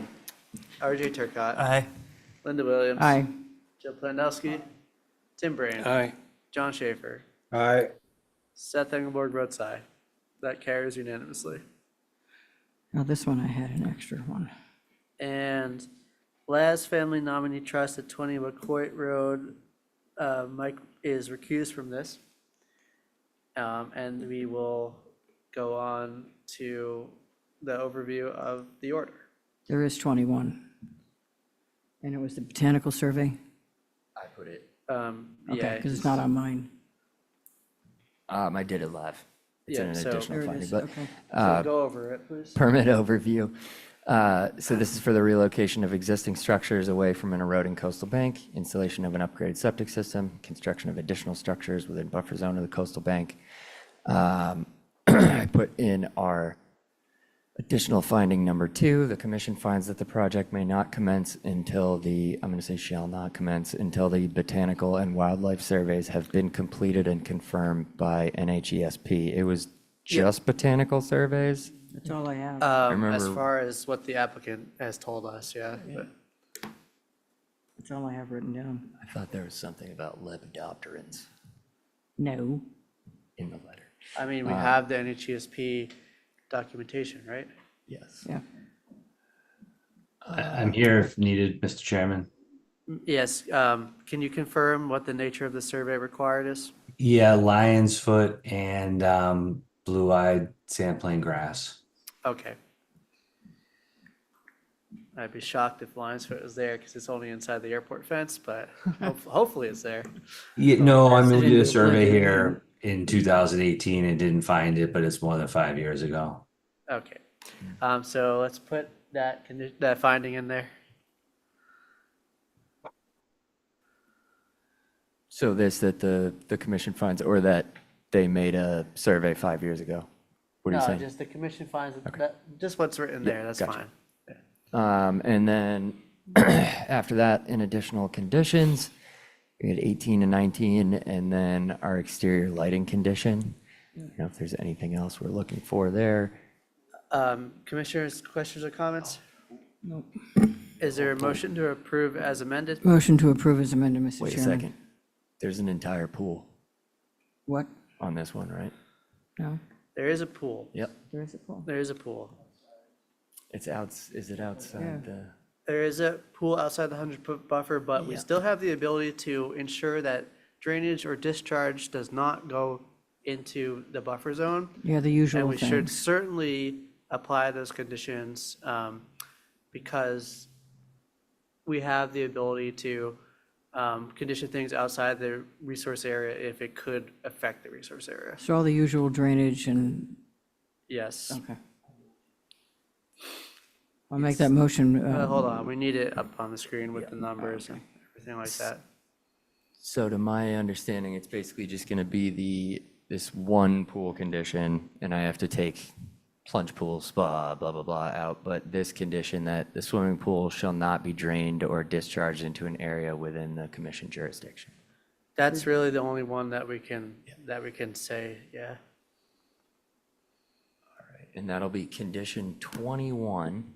The swimming pool shall not be drained or discharged into an area within commission's jurisdiction. There is a spa. There is a spa. Yeah, I'm there gonna is put a spa. in there. But I thought I saw them. They're already in the pool.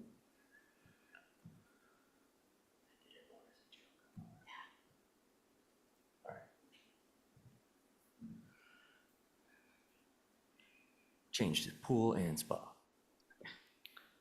There are two spas. Two spas. Capital, put an X there. Don't ask me why. His and hers. Spas. One's not enough. There we go. Okay. And so here's the other thing. The waiver is not really written correctly. Because the distance that's the problem here is not the 50-foot distance. The distance problem here is the area of the eroding bank. Yeah. So we do need to rewrite that to reference the actual performance standard. But, yeah. Actually, I have that written down. There would be a much faster way to do this if I was on my actual computer, but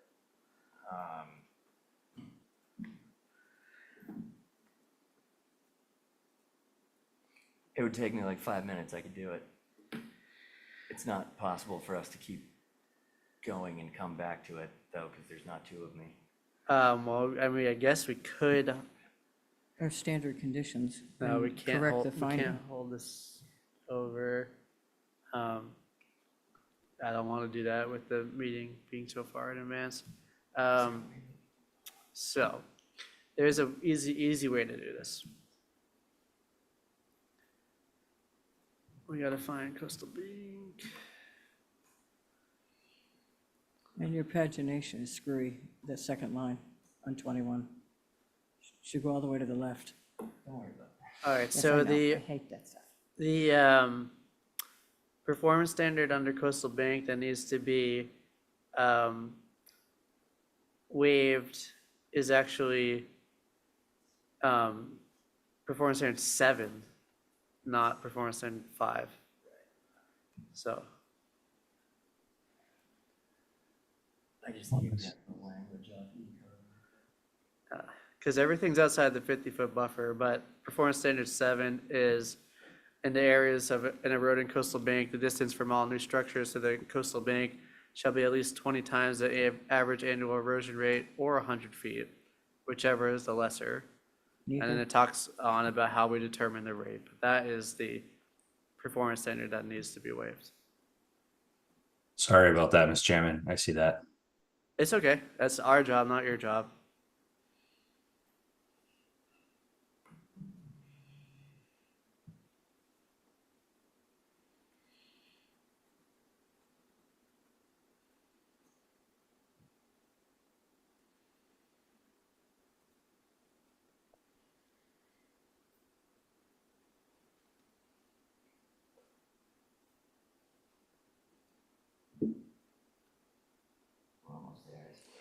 That's okay. Promises, promises.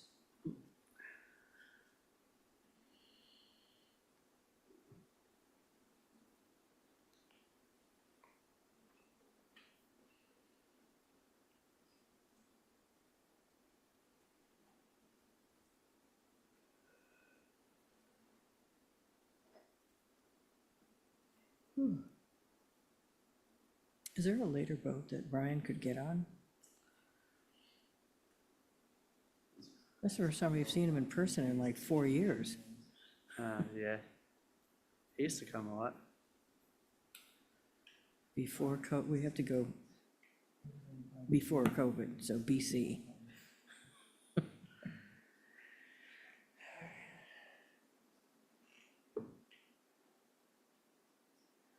Yeah, that's fine. Yeah, I copy and pasted from the last permit for 20 Wacoit and forgot to change that language just for honesty's purposes. Okay, all right. Fine. All right. Motion now. So is there a motion to issue as amended? Motion to issue as amended. Linda, is there a second? Second. Thank you, Tim. By roll call vote, RJ Turcott. Aye. Linda Williams. Aye. Joe Planowski. Tim Brain. Aye. John Schaefer. Aye. Seth Engelberg, aye. That carries in the affirmative by 6 commissioners, and Mr. Mizzarelli recused. Now I can turn the page. So we have to do 20 Medicasham nominee trust, I believe.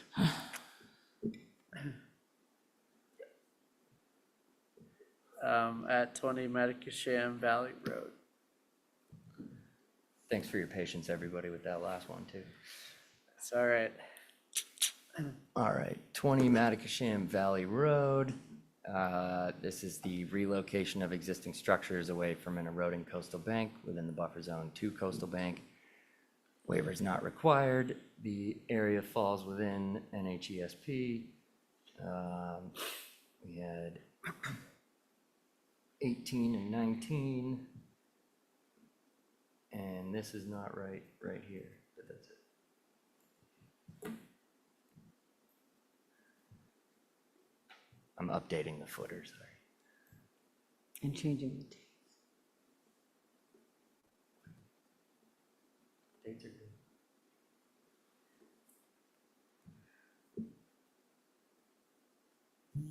This one's simple.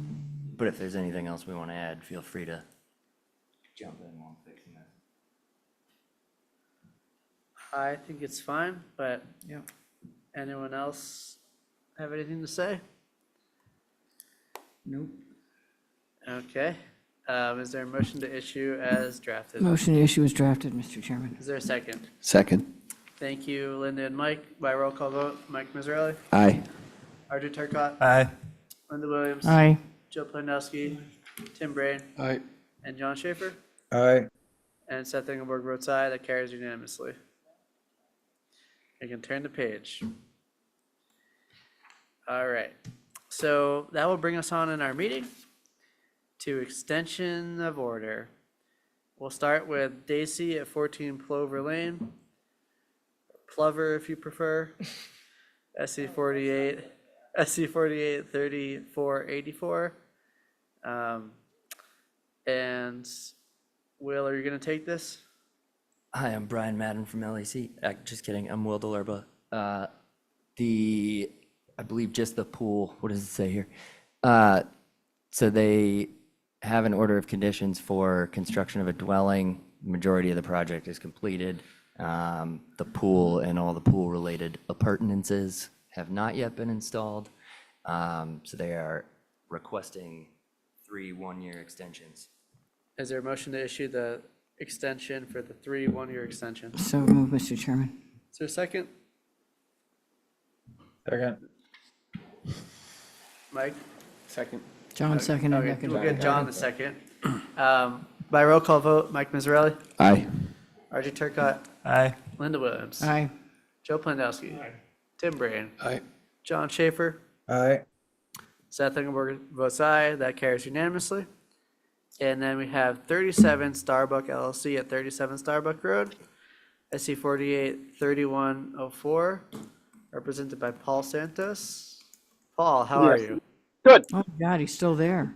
I got a lot of work done tonight here. So, Okay, I'm glad for you.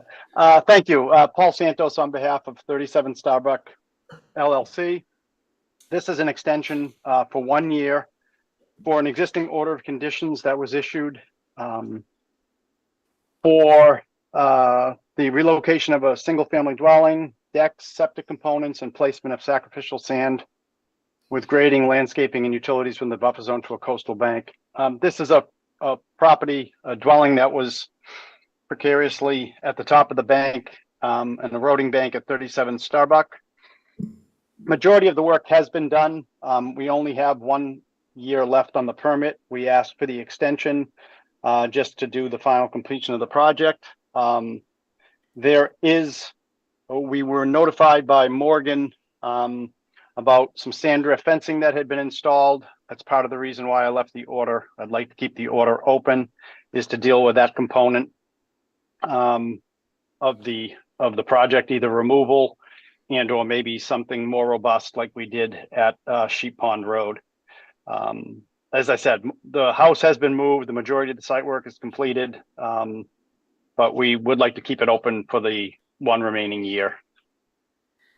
Thank you, And that's Art. the extent. Thank you, or not Art, thank you, Paul. That's okay. I was in the location of the site yesterday, and I saw the snow fencing installed and made the town staff aware of that. So thank you for wanting to keep this open to deal with that issue. Actually, Morgan had notified us actually before.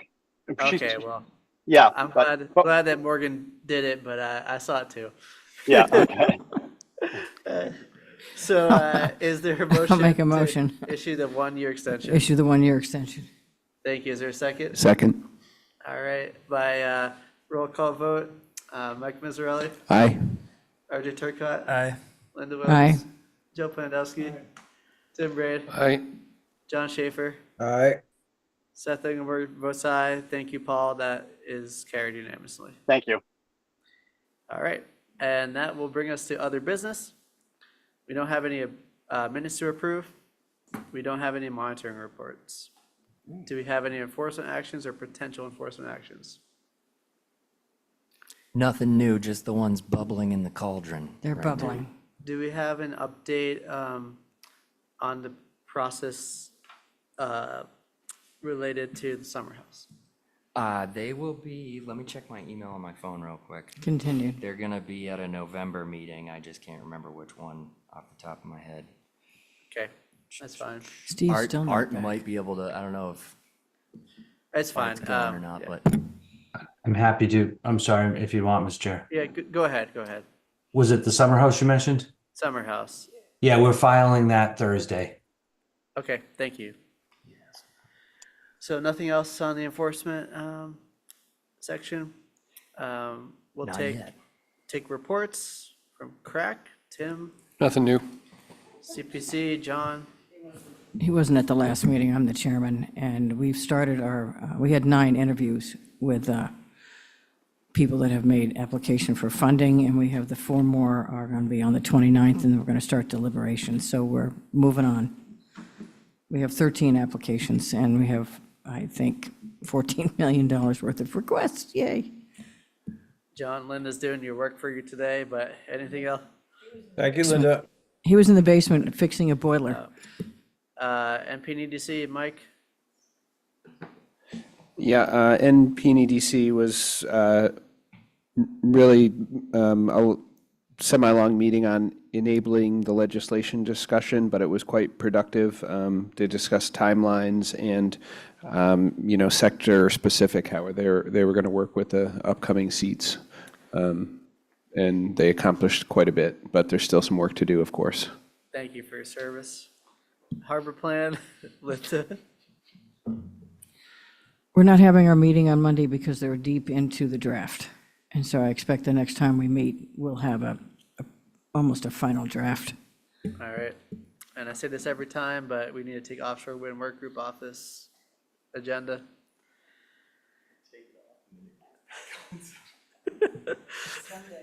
Commissioners comment. They're good meeting, Mr. Chairman. Thank you. John, do you have something? When are we supposed to comment on Surfside Crossing, or is that already sailed?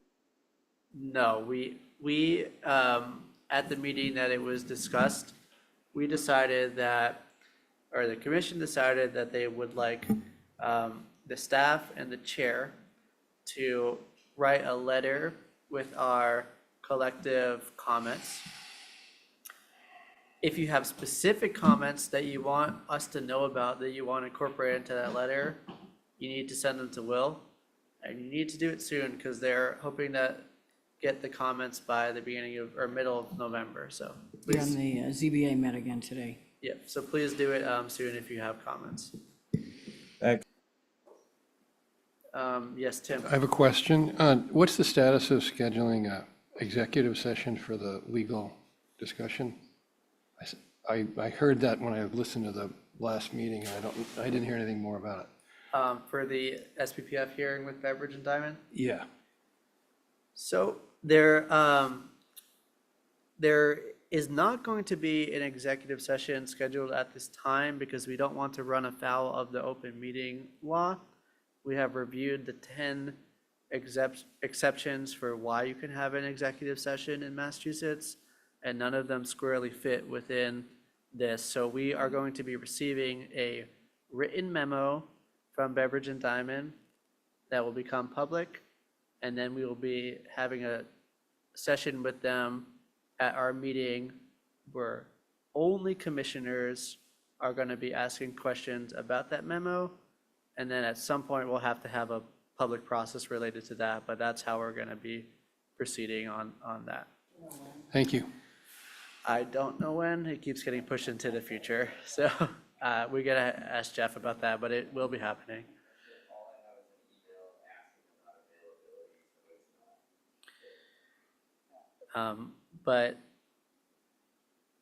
But none of the executive session exemptions apply, so we're just going to be doing it in the open session for now. Yep, yeah, same. That's why I brought it up. But any other commissioners' comments? Okay, staff and administrator reports. None, right?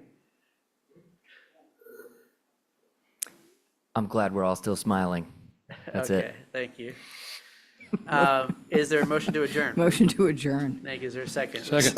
We'll take Joe on the second by roll call vote. Mike Mazzarelli. Aye. RJ Turcott. Aye. Linda Williams. Aye. Jill Pondowski.